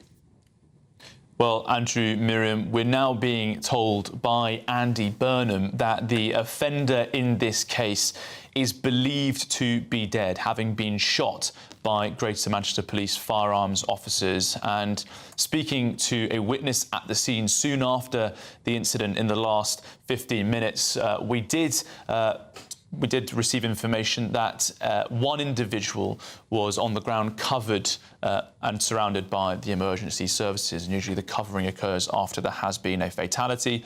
The Greater Manchester Police has not confirmed this incident. And we're also now hearing from Dave Rich of the Community Security Trust, as the charity that monitors anti-Semitism in Britain and also conducts a lot of security arrangements for synagogues and Jews, saying that Yom Kippur is the holiest day of the Jewish year. It's a very solemn day. Synagogues across the country will be full throughout the day. There's always a significant security operation in place between the police and the CST across the Jewish community on all major Jewish festivals. And of course, in terms of the importance, this is Yom Kippur, similar to Christmas Day for Christians, but it's also a day of solemnity and fasting rather than celebration. And many more observant Jews, Andrew and Miriam, they won't even be using their phones or the internet today, so they may not even know that this has happened, or if there has been an elevated security threat for services later today. There'll be Yom Kippur services well into the evening before the breaking of the fast this evening. And, you know, some synagogues will be almost empty on a standard Saturday, but then they will flourish and be packed on a day like today. So these targets are selected on these religious holidays to cause maximum impact. And as it stands, we're being told by Greater Manchester Police that 4 people were being treated for injuries for a mixture of cars being hit by a car and also stab wounds. And our witness on the scene saying that there were several people being treated and 1 person being covered. And Andy Burnham, the Mayor of Greater Manchester, saying that an individual, the offender, had been shot dead, although that has not yet been confirmed by the police. And this all occurred at 9:31 this morning. Car was reportedly being driven towards members of the public and a man stabbed at the Heaton Park Hebrew Congregation Synagogue. So the major incident was declared, and Greater Manchester Police also declared Plato, which is a interoperability reactive operation involving Greater Manchester Police and supportive agencies when dealing with marauding terrorist attacks. But as it stands, we're being told that the offender is believed to have been shot dead and 4 people being treated for injuries. All right, that's Charlie Peters, our national reporter. We can talk now to Rafi Bloom, who's Jewish Representative Council's Management Board member and a member of the synagogue, and joins us now. Our commiserations. This is a terrible thing to happen on such a very special day in the Jewish faith. Thank you very much. Yes, I'm a member of the synagogue. I was actually on my way there when I got news of the terrorist attack. At this stage, it's unsure how many people have been injured, if anybody's dead, as you've been reporting. But it's shocked the Manchester Jewish community and indeed the UK Jewish community to the core. Tragic news on the holiest day of the Jewish year. Tell us about that synagogue and that congregation, the community, Rafi. It's a community that's been in existence for many, many decades, if not longer, in the heart of Manchester. Vibrant community, old members, younger members. The Rabbi Walker, undertakes a significant amount of interfaith work with other communities across Greater Manchester, including the Muslim community. I myself have done volunteer security on that gate. In fact, I did it 10 days ago during Rosh Hashanah, the Jewish New Year. It's a very, very warm, close-knit community, and it's something that as the community has been worried about and fearful of for 2 years now. I mean, as you know, sadly, the Jewish community is the only community in the UK that has to have 24-hour security on the gates of our schools, of our synagogues, and of our communal organisations, because of the fear of an incident like this. But for the last 2 years, since the conflict in the Middle East has been imported onto our streets and Jews have suffered a tsunami of Jew hatred because of people wishing to target our community over that conflict. This is the culmination of what we've really feared. You know, we've seen a steady increase of vandalism, of online abuse, of targeted Jew hatred in the NHS, of visibly Jewish patients being targeted because they're Jewish by pro-Palestinian medics. And this, sadly, is the culmination of what we've all been fearing. And you could argue, this is my personal opinion, you could argue that because the government hasn't taken strong enough action to stop the hate marches that we see every week on our streets and everything else that's been going on, that it's just emboldened people to take this ultimate step of trying to murder Jews whilst they're praying on the holiest day of the Jewish year in the United Kingdom. And Rafi, when you talk about the hate marches, you're talking about people marching in support of Gaza. Yes, and there's nothing wrong with that. There's nothing wrong with, because they would argue that they're not hate marches, wouldn't they? The majority of people on those marches, Rafi. And I would say that there's absolutely nothing wrong with people supporting the Palestinian cause. But when you see Holocaust distortion and inversion and denial and the comparison of Jews to Nazis being widely shared at these events and on other events and online, then the culmination of that and the ultimate end game of that is what we're seeing here today. a terrorist attack on a synagogue on the holiest day of the Jewish year, with people certainly injured and hopefully not dead, but it's unclear at this stage, in the heart of Manchester. You know, a vibrant community in Manchester. You know, we've been a vibrant community here for 150 years. We've contributed to making Manchester the great city that it is. We're proud Mancunian Jews. We're proud British Jews. And unfortunately, this, as I said, is the culmination of 2 years of hate towards the UK Jewish community, which has resulted in this tragic terrorist incident, this horrific terrorist incident. Well, of course, we don't yet know anything about the attacker or the motivation. But we've heard a little bit about the kind of precautions that synagogues have to take with security guards outside at every meeting. But can you tell us some of the precautions that ordinary Jews are taking in their everyday lives as a result of heightened risk to their safety? Absolutely. I mean, I can talk from, you know, personal experience. We're very, very conscious of where we go. We're conscious, certainly Jews that are outwardly, visibly Jewish, have experienced, you know, more physical attacks and verbal abuse than perhaps a Jewish person who doesn't wear a skull cap and might not appear to be Jewish. But, you know, the community is nervous with our children going to school. It was only probably a year and a half ago, just under 2 years ago, when the war started in Gaza, that my 5-year-old grandson at the time was taught to undergo a drill at his Jewish school to get under a desk in the event of a bomb threat or a bomb attack. So people are hiding overtly Jewish symbols. They might wear a Star of David around their neck. They might hide that in certain circumstances. They might not go to certain places. There's lots of different things that Jewish people are doing to take precautions because their safety is at risk. Which is tragic. As I said, we're proud British Jews. This is a democracy. We're citizens of this country. We're proud citizens of this country. But people are feeling increasingly fearful. And actually, many Jews are questioning whether we have a future in this country because of the number of incidences and events that have sort of, you know, increased incrementally over the last 2 years, that have made us fearful for our way of life here, and that shouldn't be allowed to happen. Rafi, can I just press you on that? When you say fearing your future in this country, do you mean Jewish people are considering leaving this country? Absolutely. There is absolutely an overwhelming feeling of people thinking, you know, do we have a future in this country? If not now, in the next 20 years. We see the demonization of Jews, or the word Zionist is used, but effectively that's, you know, transposed for Jews in the workplace, where people are having to undergo, you know, almost, you know, tell us you're not a Zionist. If you're a Zionist, you know, we're going to exclude you from this workplace or this creative space. And you see that time and time again. You know, we've seen NHS doctors share the most vicious Holocaust denial and anti-Semitism. There's a doctor who just is undergoing a disciplinary process now that's been all over the news, that called one of the hospitals in London a cesspit of Jewish supremacy. And Jewish people are fearful when going to the NHS for treatment, that if they are identified as being Jewish by certain medics who are overtly pro-Palestinian, like this doctor, you know, will we be treated fairly? I can talk from personal experience. You know, I wear a Star of David around my neck. I had to go for a procedure in the NHS about a year or so ago to have something removed, a mole. I took it off because I wasn't sure whether I would be treated fairly and ethically if somebody thought I was or noticed that I was Jewish. How do you think that made me feel as a proud British Jew?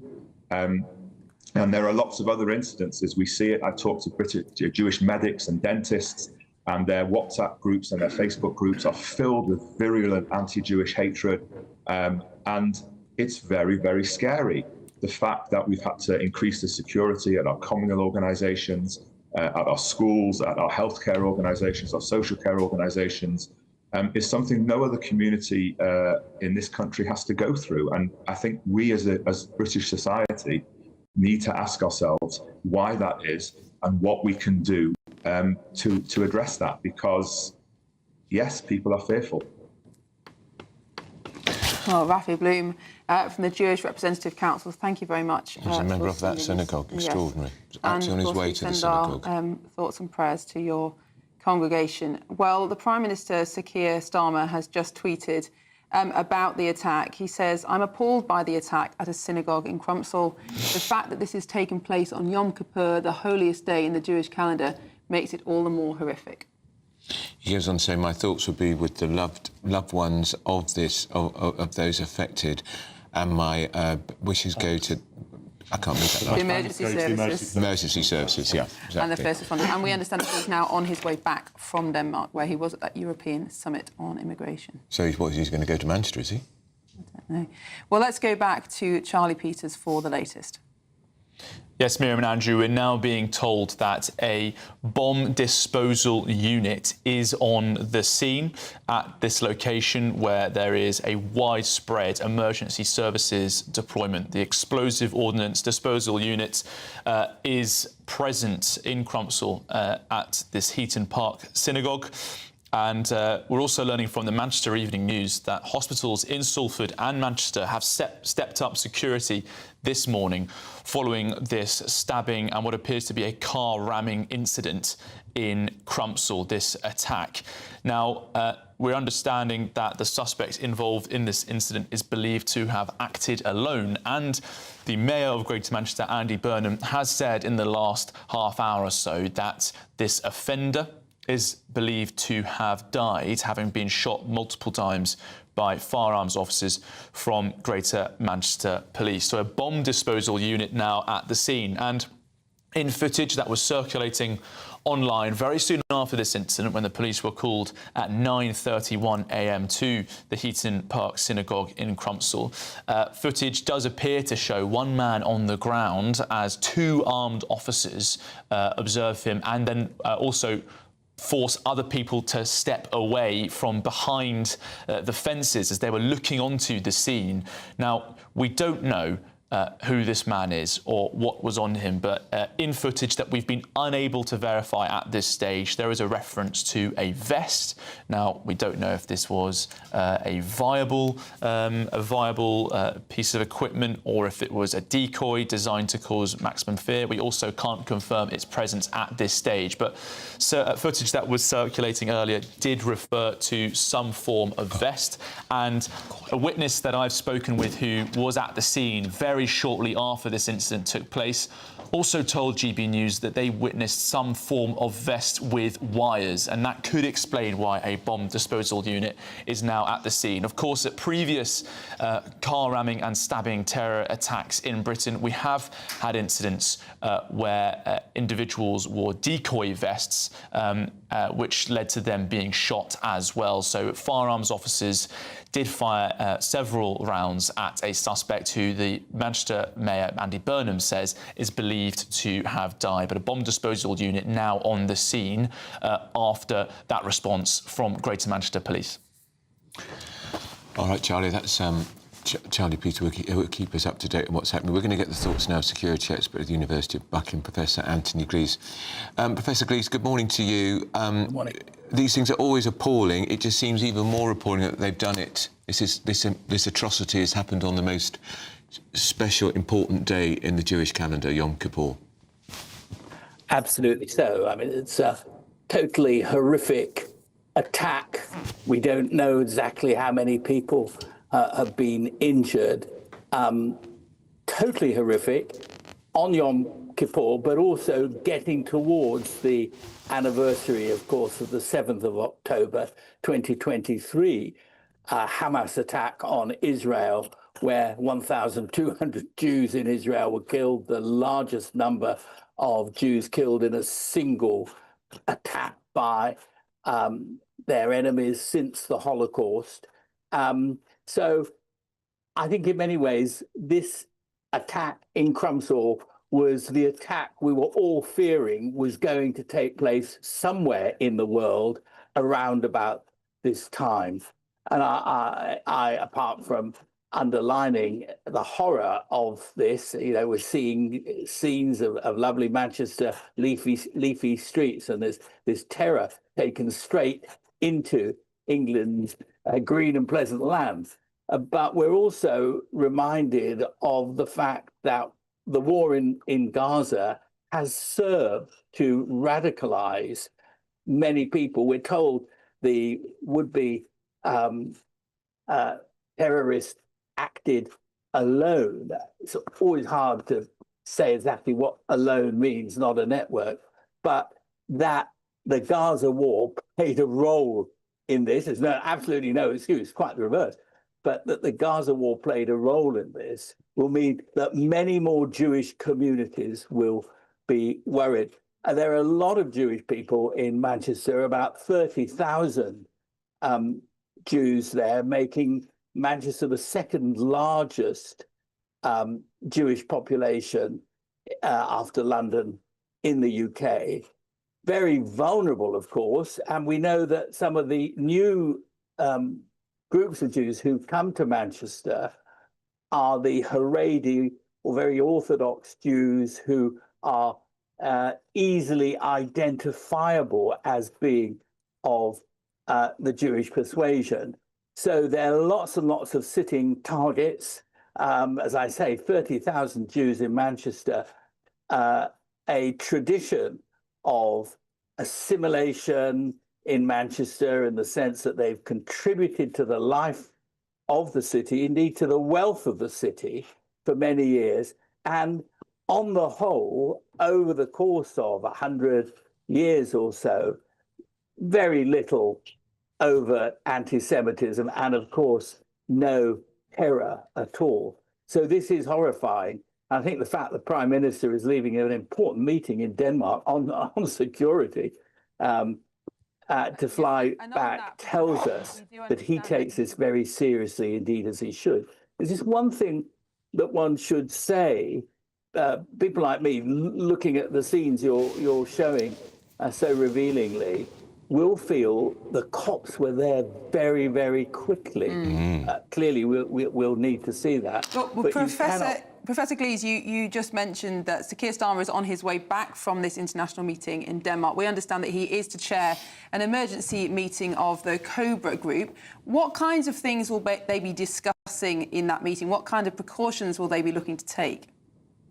Well, I think they will be discussing the fact that we're coming up to the second anniversary of the October 7th massacre in Israel, and that there will be some jihadists out there who will try to use what's going on in Gaza to terrorize Jewish communities throughout the world. I'm sure that people have been thinking about this in the security community.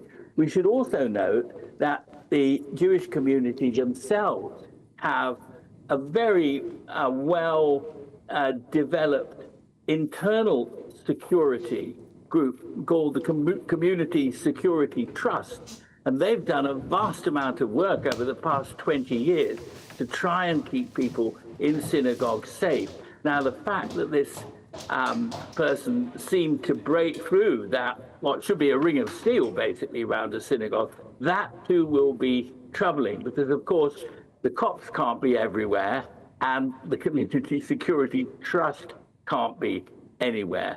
And in a wider sense, I think this will be used by critics of Sir Keir's policy of recognizing the state of Palestine to say, well, this has fired these sorts of people. I don't think that's right myself, but people will undoubtedly try to make politics out of it.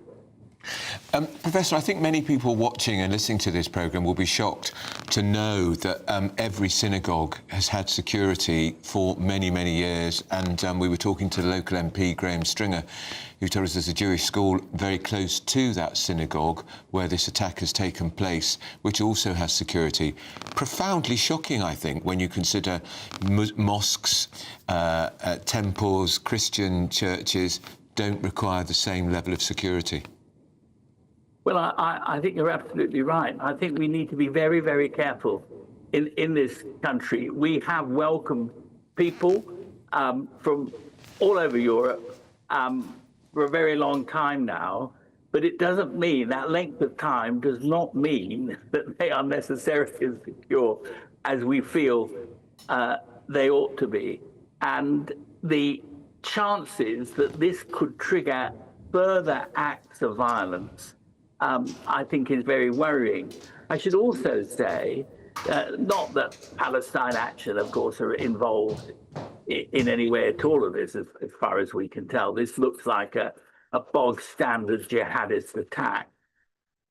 It will support those who think that the government was right to ban Palestine Action, because we do not know who is behind Palestine Action. We don't know who funds them, and we don't know who its members are. If you prescribe them, our security services have the ability lawfully to find out these facts. So the signals that are coming from our government are that we will not tolerate these kind of attacks, and we'll do everything we can to prevent them. But that these next few days, if there is no peace in Gaza, and it doesn't look much as though there will be, these next few days, the whole of Britain and every Jew in Britain is going to be on a knife edge, wondering if they could possibly be next. Professor Anthony Glees, thank you so much for your insight this morning. We're going to talk now to the Telegraph columnist Jake Wallace-Simons on this issue. Jake, good morning to you.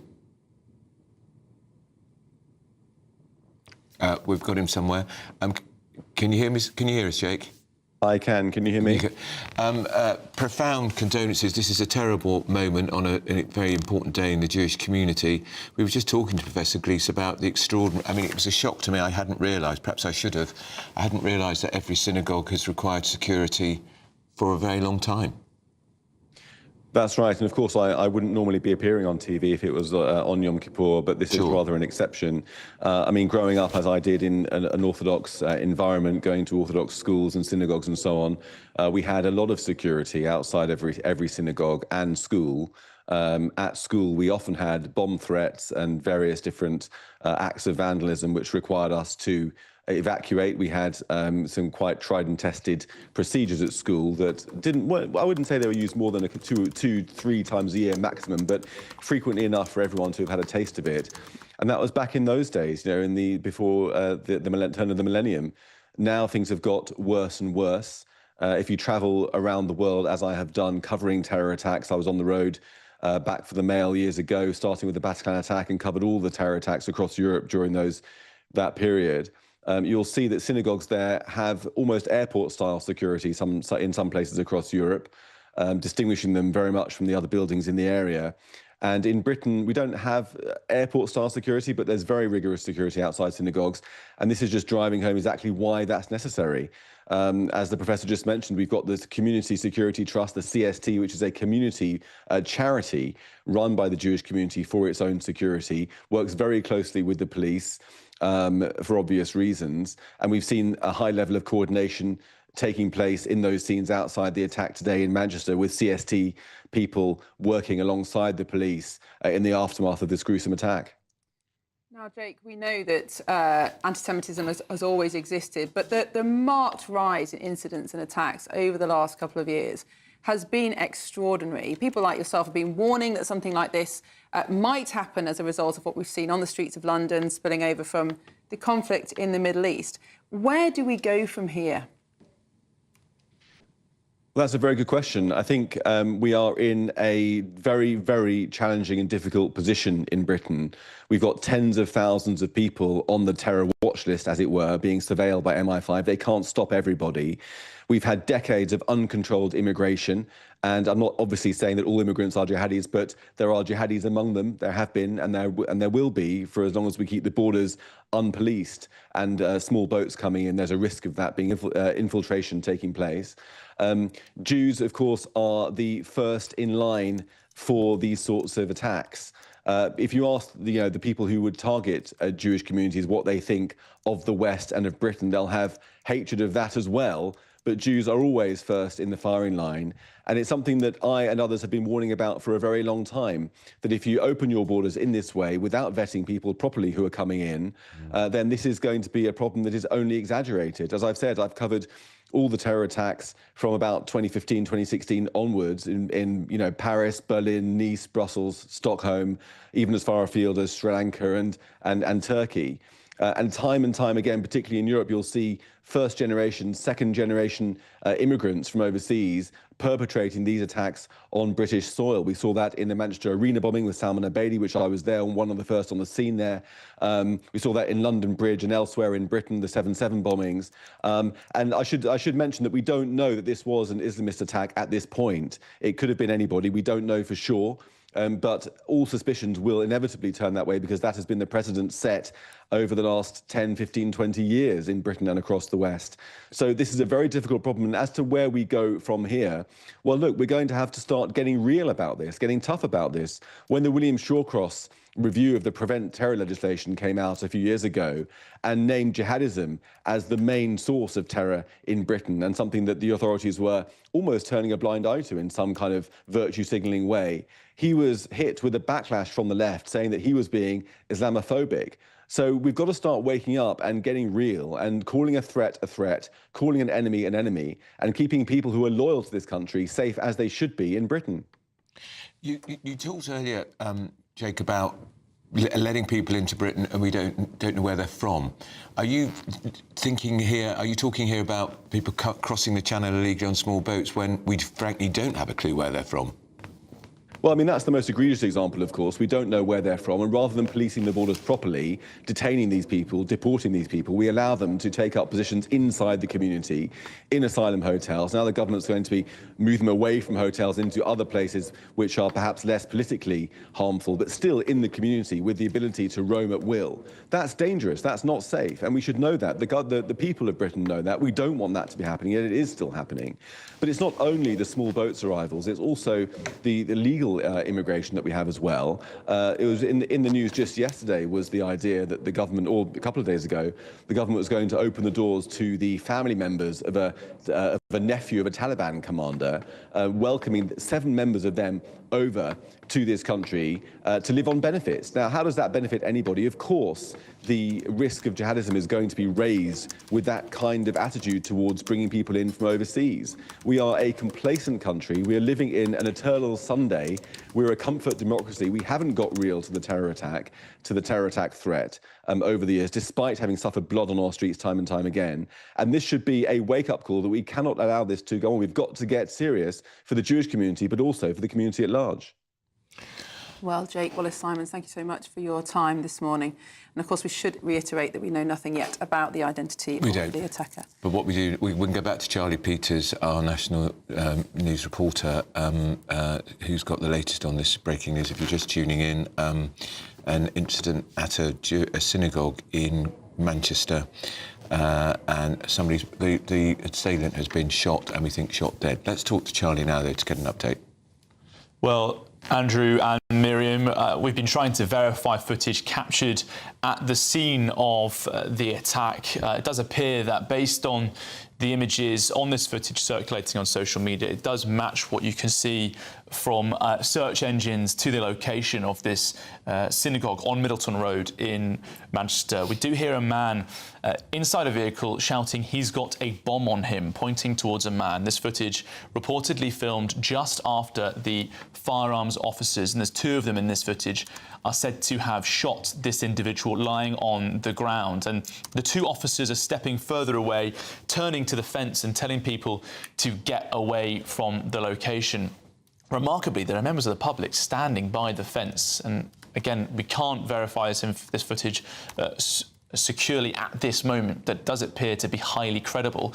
Remarkably, there are members of the public very close to that fence, even after the firearms officers ordered them to go away. And disturbingly, another person outside the synagogue, behind the fence, so towards the road, is also seen lying on the ground, surrounded by blood, behind a vehicle on the pavement. And we had been told earlier by the police that 4 people had been injured in this incident, this attack, and that it was a mixture of a car ramming and stabbing, with 4 people being injured.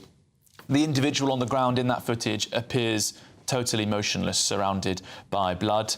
Police have now said to those on the ground in Manchester that one of those injured is a security guard, and we've just been showing you footage of the Community Security Trust, which protects the Jewish community in Britain, present at the scene soon after the incident. So there are helicopters flying overhead at the location now. What you're seeing on your screens now is some of the extensive emergency services response that we've seen so far. This coming in from our reporter Sophie Reaper. We're also being told that Greater Manchester Police declared a Plato incident. Now, this is the response from the police when there has been a marauding terrorist attack. And when Plato is declared, there is an automatic response from partner agencies, including the health service, the ambulance service, and also associated policing and security agencies. We're also being told now that some hospitals in the area are on lockdown after this incident. That includes the Salford Royal, the Fairfield General, the Rochdale Infirmary, and also the Royal Oldham Hospitals, all on lockdown. That's a real spread of hospitals right around Manchester. This incident taking place about 3 miles north of Manchester city centre.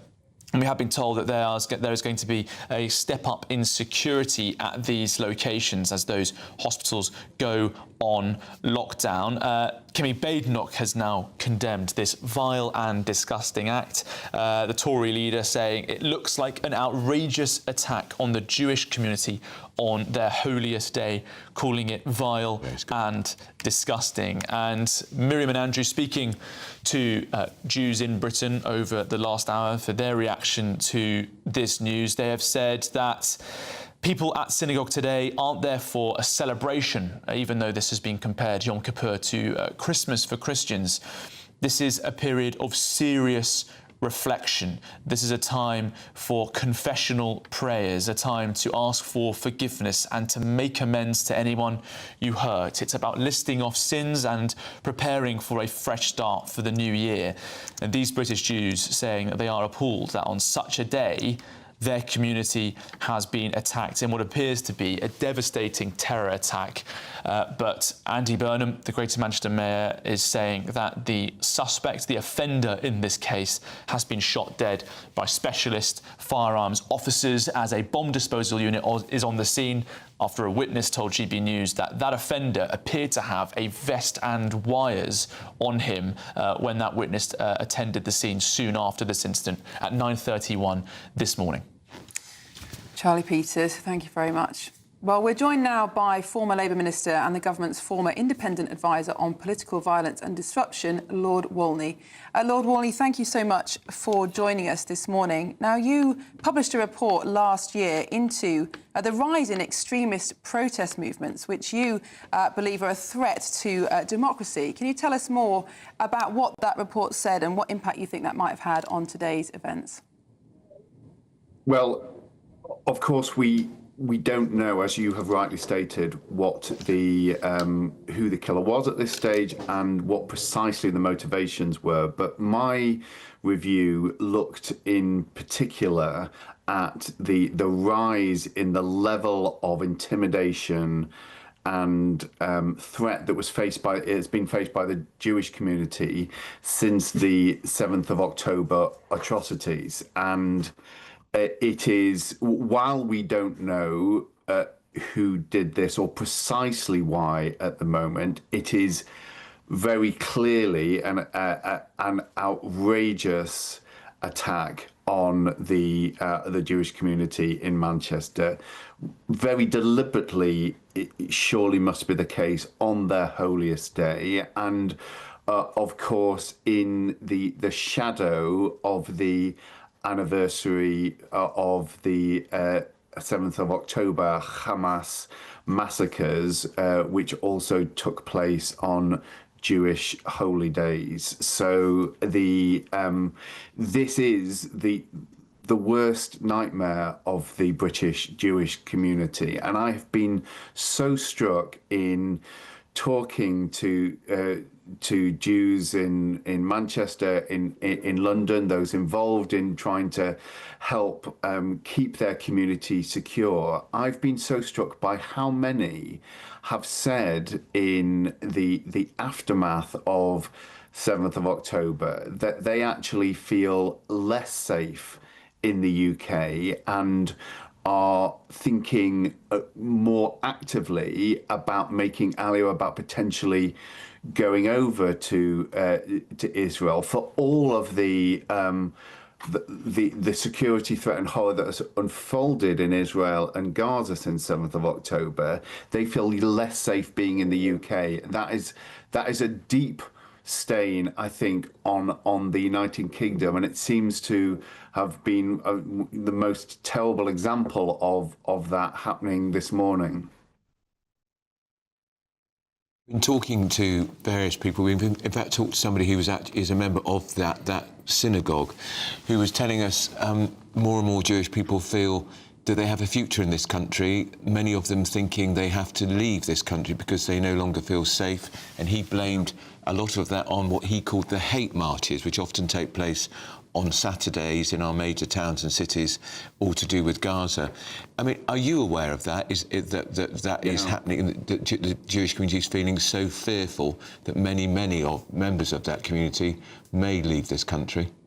Yeah, absolutely. It is now an almost, I'm sad to say, routine conversation point for Jewish people gathering together. That sense that the direction the country has taken, in particular since 7th of October, makes them feel under increased threat. The explosion of anti-Semitism that has been seen in the wake of the massacre by Hamas, and the level of support you have seen around the margins of those marches for Hamas, and certainly that sense that, you know, Israel had it coming, or Jews make it worse for themselves by what they do or how they carry themselves, or the way that their country, in inverted commas, acts. All of this is deeply anti-Semitic. It has not been challenged and driven out of our communities to the extent that it needs to be, and it does create this atmosphere of fear and potentially the conducive atmosphere to the kind of extremism and radicalization that we must all fear, while we don't yet fully know the motives and we don't know the origin, the background of the attacker yet, but we must fear that this is the environment which makes these attacks all the more likely. Now, Lord Walney, lots of us in Britain really value our hard-won freedoms, freedom of speech, freedom of expression, freedom of association, all things that we associate with being British, and yet it seems that it's becoming harder and harder to keep those freedoms in the face of such threats. How do we move forward from here? How do we remain a free country whilst effectively tackling the kind of actual threats of violence that are a threat to all of our freedom? Yeah, it is a really important question, striking that balance between freedom of expression and avoiding extremism and incitement to and actual acts of violence. But actually, I do think it's possible to overcomplicate this. I think people have always had the freedom to say whatever they want about the conduct of Israel, to disagree with the way in which the conflict in Gaza has been carried out.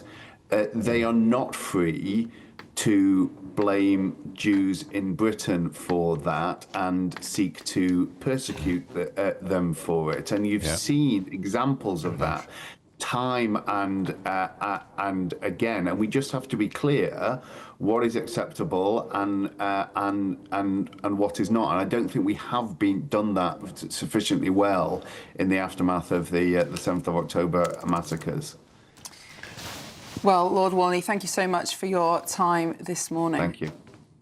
Now, the Prime Minister, who is in Denmark for a summit of 47 other European leaders, has spoken about the shocking events which have unfolded in Manchester at that synagogue this morning.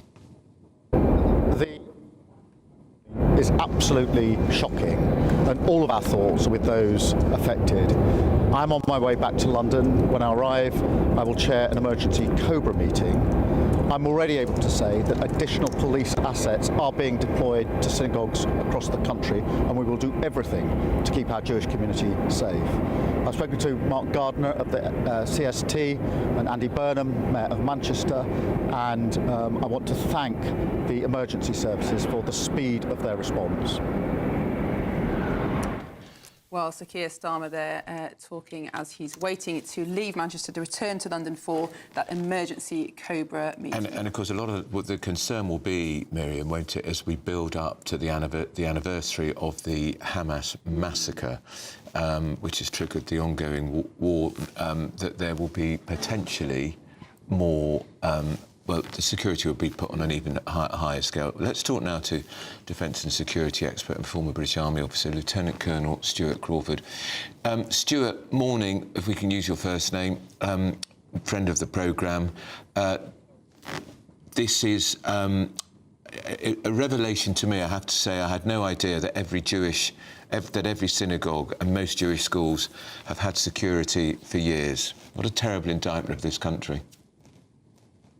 Well, it is, sadly, and I'm afraid it's part of the penalty we have to pay for living in what is still a free liberal democracy with freedom of expression and freedom of speech, which, of course, does not excuse in any way or condone the sort of attack that we've seen in Manchester this morning, which, as everybody else has said, is truly horrific. I have detected over the past year, 18 months or so, a rising wave of anti-Semitism, not just in the UK, but elsewhere. Very much, I think, provoked and on the back of what's happening in Gaza and elsewhere, and also by the pro-Palestinian demonstrations which we've seen in some of our major cities. I think it's dangerous to speculate on exactly why this attack was launched, but obviously it's no coincidence that it's been launched against the synagogue on the first day of Yom Kippur. Now, Stuart, we understand this is being treated as a terror attack, and one of our previous guests told us there were around 10,000 people on the terror watch list. How is it possible for security experts to keep an eye on, frankly, everybody who might be a threat? Well, I mean, that's the million-dollar question, really. The security services have to be successful all of the time. The terrorist only has to be successful once for this sort of outrage to happen and be perpetrated. It's a very, very big task to keep an eye on all these people. Thank goodness we've got competent security services in the form of MI5 and MI6 and Special Branch, who have managed to disrupt so many serious attempts at terrorism by all political hues over the past few years. But it's a huge task, and intelligence is the biggest weapon that the security services have. It's knowing what's going to happen, know who the players are, and know how they're going to counteract it. And Stuart, you talked about the intelligence services. We are lucky in Britain, are we not, that we have one of the best intelligence services in the world? Yeah, I mean, very much so. And obviously, it's MI5, which does internal security in the UK, and MI6 operates abroad mainly, although there's lots of overlap between the two, and of course the police. But they're well up there with the very best worldwide, and that would include, funnily enough, people like Mossad and Shin Bet in Israel and the American system. So yes, we are blessed with that. But as I said before, they have to be successful and vigilant all the time to prevent this sort of thing happening. Well, Lieutenant Colonel Stuart Crawford, thank you very much for your time this morning. My pleasure. Well, we're going to go now to our GB News North West of England reporter, Sophie Reaper, who is at the scene in Crumpsall. Sophie, over to you. Well, as you can see behind us, the presence of the emergency services here in Crumpsall is very high outside Heaton Park Synagogue. You can hear the police choppers are in the air. There's several emergency services vehicles, paramedics still on scene, CST as well on scene. They are, of course, responsible for protecting the Jewish community in the United Kingdom.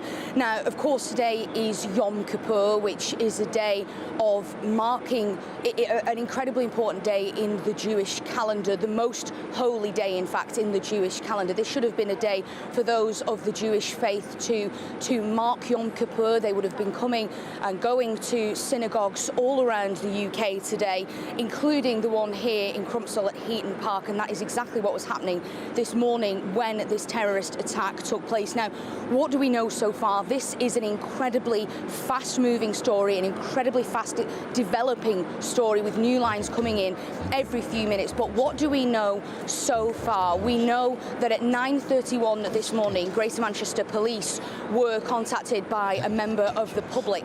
By 9:37, a major incident had been declared, and Plato had also been declared here in Crumpsall. By 9:38, just 1 minute later, Greater Manchester Police say they had shot the offender, and we're now hearing reports, we believe perhaps, that shooting means that the offender was shot dead.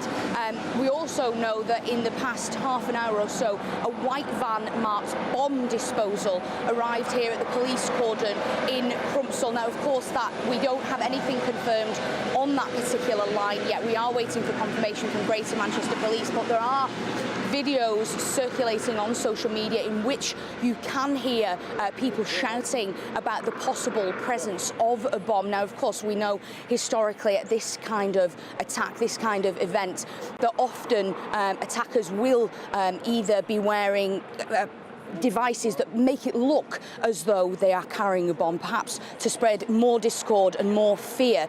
As I say, though, we are yet waiting for confirmation on that for Greater Manchester Police. We also know that Sir Keir Starmer, the Prime Minister, is rushing home from the Cobra meeting in Denmark. He's also added that additional police assets will be deployed at synagogues across the country. He said, we will do everything to keep our Jewish community safe. As I say, very fast moving here in Manchester this morning. We'll be bringing you all the latest updates here on GB News. Thank you, Sophie. And have you spoken to any members of the public? I mean, they've been told to keep away from the area, but are there any passers-by who you've been able to contact? We haven't managed to just yet. We've, of course, only just arrived on the scene. As I say, very fast moving. It only took place in the last kind of two and a half hours or so. But you are right, there are members of the public, and that is what we will absolutely be doing now. We need to, as the People's Channel, make sure that we speak to some of the people who may have witnessed what took place here this morning. And Sophie, we're just hearing that the Prime Minister, who's on his way back to Britain from this summit in Denmark, has announced that he's going to allocate more police officers to synagogues throughout the country, and I think this is in the run-up to the October 7th anniversary of the Hamas massacre. Well, of course, as we know, this is Yom Kippur today. It's an incredibly holy day for all of those in the Jewish faith. And I think the news of this incident here in Manchester will have had, one would imagine, the desired effect of spreading terror throughout the Jewish faith. And I think that is why the Prime Minister will have acted in the way he has, to rush home from the Cobra meeting and to employ additional security services, not just here, but around the UK, because there will be absolutely a lot more fear and a lot more concern. So that is, of course, why the Prime Minister has acted the way he has. And Sophie, we've heard a very rapid emergency service response just a few minutes from the alarm being raised to the police arriving on the scene. What's the size of the police presence that you can see behind you there? There is huge police presence here, and you mentioned, of course, that rapid response. I think it's 6 or 7 minutes from the phone call made to the offender being apprehended by Greater Manchester Police. And I think if anyone is going to have a fast response, it is going to be Greater Manchester Police. We've seen major incidents here in the recent years, recent decades here in Manchester. Of course, most notably the arena bomb, which the Greater Manchester Police received wide criticism for the response to that. So I think in recent years, it's when you see incidents like this taking place, how rapid Greater Manchester Police are, and of course they have to be commended for how rapidly they were able to respond to this. You can see just some armed officers coming past me here now, members of Greater Manchester Police's tactical aid operation. And of course, that just reflects, doesn't it, on recent incidents in recent years and how Greater Manchester Police has responded to that. They've improved, they've developed, they've taken on all of the criticism that came out of inquiries like the arena bomb inquiry, and look at the results. We are now seeing, when incidents take place, response times of just 6-7 minutes, and that is something that GMP really should be commended for. And Sophie, I think we can hear that's a police helicopter flying above. Yes, there are 2 police helicopters flying above. I think one may have landed whilst we're on air. In fact, I'm being told that one of them is SAS. So clearly, this is being taken very, very seriously, as it should. And of course, as we were just talking about, more security services being deployed all over the country today, just to make sure those of the Jewish faith on this incredibly holy day feel as safe as possible. All right, Sophie, thanks for that. And Sophie Rupert will be there throughout the day, keeping you up to date on this breaking news story. The shocking on all days, Yom Kippur, the most important day in the Jewish calendar, tragic. And I was very struck by, I think Charlie Peters was telling us earlier that some Jewish people won't know, because they won't have access to their phones, their televisions, their radios. They will be in ignorance and may not even discover until they get to the synagogue later today. Well, let's go back to Charlie Peters now for all the latest in this event.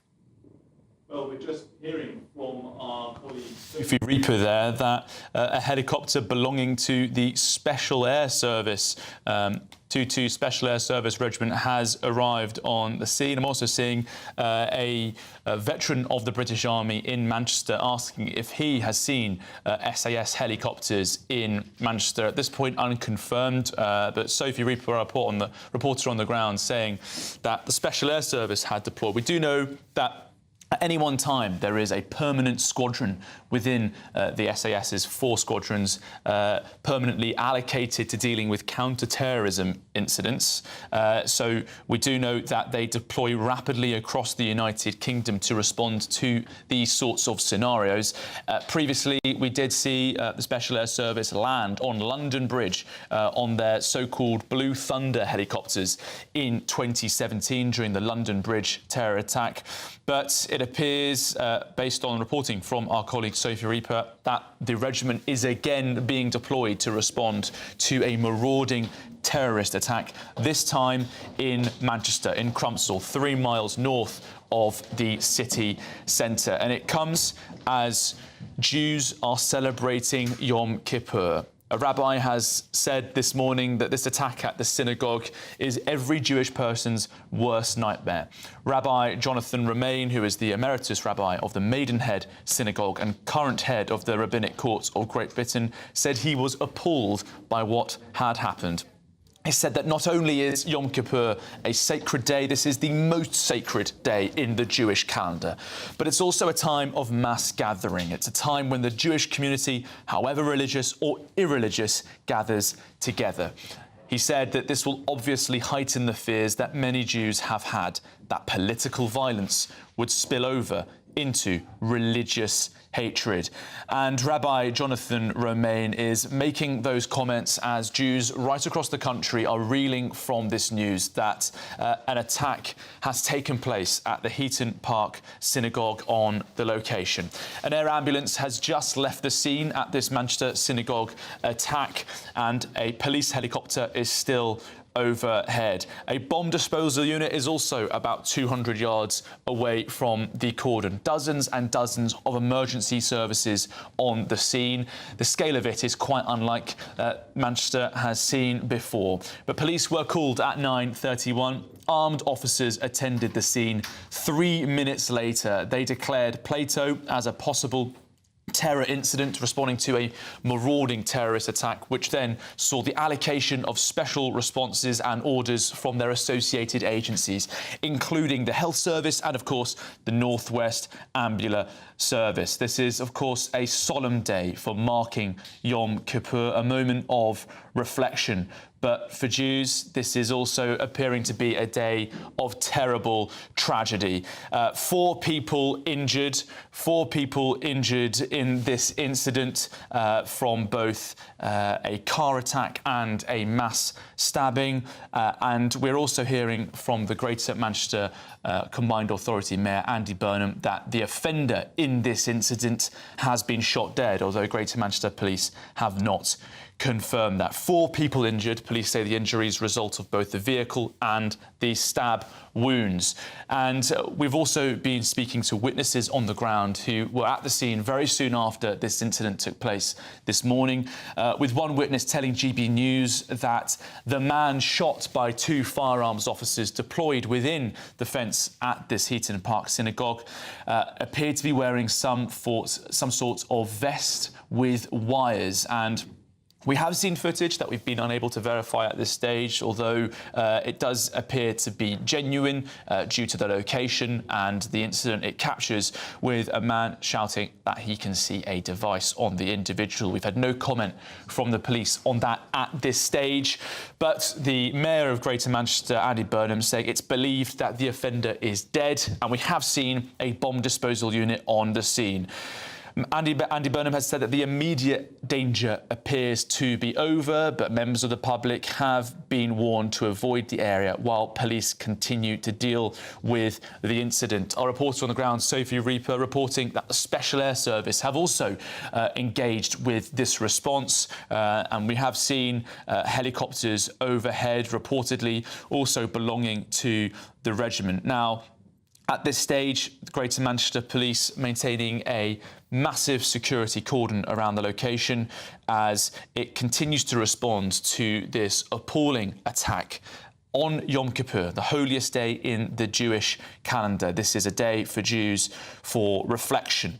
It is a time not for celebration, but a day for serious reflection and to acknowledge the year they've had and to have a fresh start. But for many Jews, this incident has been what they will be reeling from on a day like Yom Kippur. Well, good afternoon, Britain. It's just gone a midday here on Thursday, the 2nd of October, and this is continued coverage of the major incident declared in Manchester, as several people have been hit by a car or stabbed in a suspected terror attack at a synagogue. Yeah, the suspect was shot by armed police outside the Heaton Park synagogue in Crumpsall on Thursday morning. He is believed to be dead, according to the Andy Burnham, the Mayor of Greater Manchester, though it has not yet been confirmed. Well, the Prime Minister has had this to say. The attack in Manchester this morning is absolutely shocking, and all of our thoughts are with those affected. I'm on my way back to London. When I arrive, I will chair an emergency COBRA meeting. I'm already able to say that additional police assets are being deployed to synagogues across the country, and we will do everything to keep our Jewish community safe. I've spoken to Mark Gardner of the CST and Andy Burnham, Mayor of Manchester, and I want to thank the emergency services for the speed of their response. Yeah, I just want to say good afternoon to you all. Obviously, you're joining us on a shocking news day. We have heard that a suspected terrorist attack in Manchester. We'll have all the news on that throughout the afternoon, so please don't go anywhere. We'll bring it up to date and obviously offer as much reassurance as we possibly can. I mean, we've been here before. It's horrible. So, but we are here for you. If you want to talk, we are here. gbnews.com/your say. We are here for you. Talk to us, ask us questions. We are here. Absolutely. Okay. And we are learning more and more throughout the course of this afternoon. The Prime Minister, of course, on his way back to the United Kingdom, cutting that international trip short.